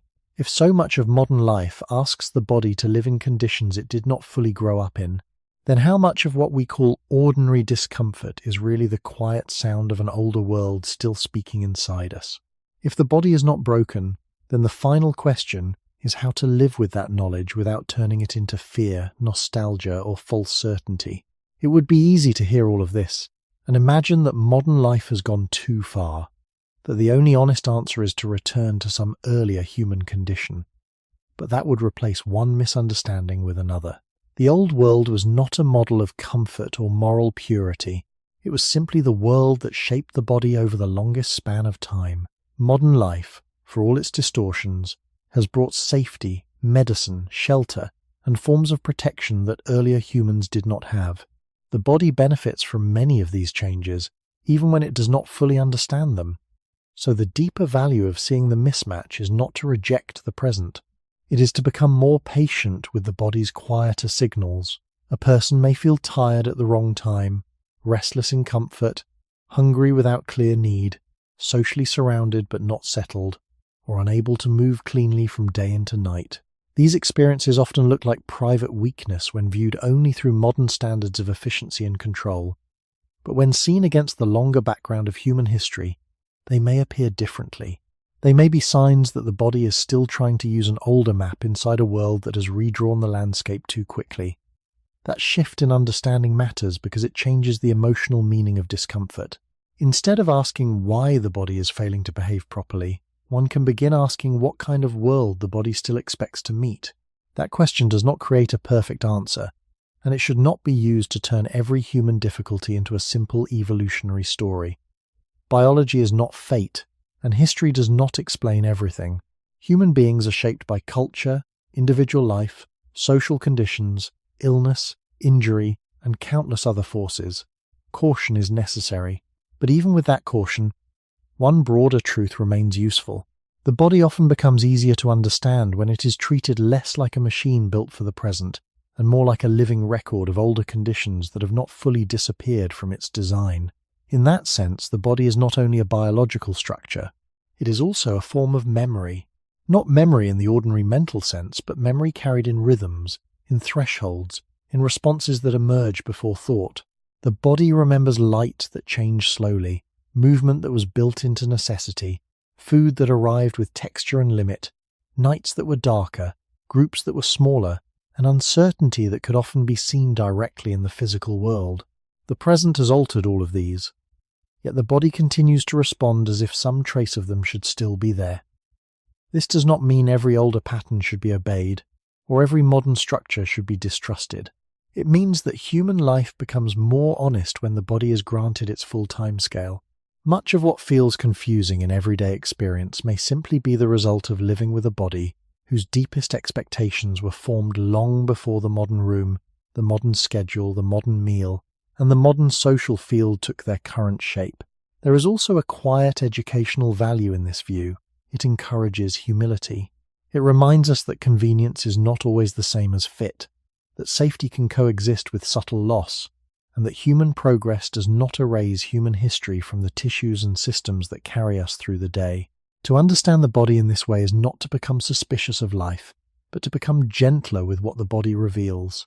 It asks for attention rather than blame, observation rather than panic, and perhaps that is the most useful message to leave behind at the end of this long question. The body is not wrong for feeling unfinished inside the modern world. It may simply be telling the truth about how slowly human beings are shaped, how long the old world lasted, and how deeply it still lives within us. So the final lesson is not that we must return, nor that we have escaped, but that to live wisely in the present may begin with recognizing that part of us is still listening for a world that helped make us, and may never fully fall silent. And so the body remains with us as both companion and witness, carrying not only the needs of the present, but also the long imprint of worlds that no longer exist in full. It wakes under artificial light, eats food shaped by systems older humans never knew, moves through rooms built to reduce effort, and rests inside layers of protection that would once have seemed unimaginable. Yet beneath all of this, it still keeps older habits of attention. It still listens for darkness, as if darkness should mean something complete. It still treats hunger as if food might not always return in the same easy form. It still reacts to stillness, to noise, to uncertainty, to human closeness, to changes in air and time, as though the deeper story of survival has not fully ended. This is not a defect in the body. It is one of the clearest signs that the body belongs to history. The modern world often asks the body to feel at home in conditions that arrive very quickly when compared with the immense span of time that formed human biology. The result is not that modern life is false, nor that the past was better. The result is simply that the body continues to make sense according to patterns that were written slowly, under long conditions of repetition. If there is a useful lesson in that, it may be this. Many quiet discomforts become easier to understand when they are not treated as personal weakness, but as the meeting point between an old design and a new environment. A restless evening, a strange hunger, an unfinished sleep, a low unease in comfort, a feeling that time is passing without being fully felt. These may not always be problems in the dramatic sense. Sometimes they are just signs that the body is still translating the present through a language it learned long ago. That recognition does not solve everything, and it should not be turned into a rigid explanation for every modern difficulty. Human life is too complex for that. Bodies differ, cultures differ, histories differ, and science is always more careful than simple stories allow. But even with that caution, one truth remains steady and useful. The body is often more understandable when it is seen as something still partly oriented toward the world that shaped it. This view creates a quieter kind of education. It teaches that progress can bring protection without erasing older needs. It teaches that efficiency is not always the same as biological ease.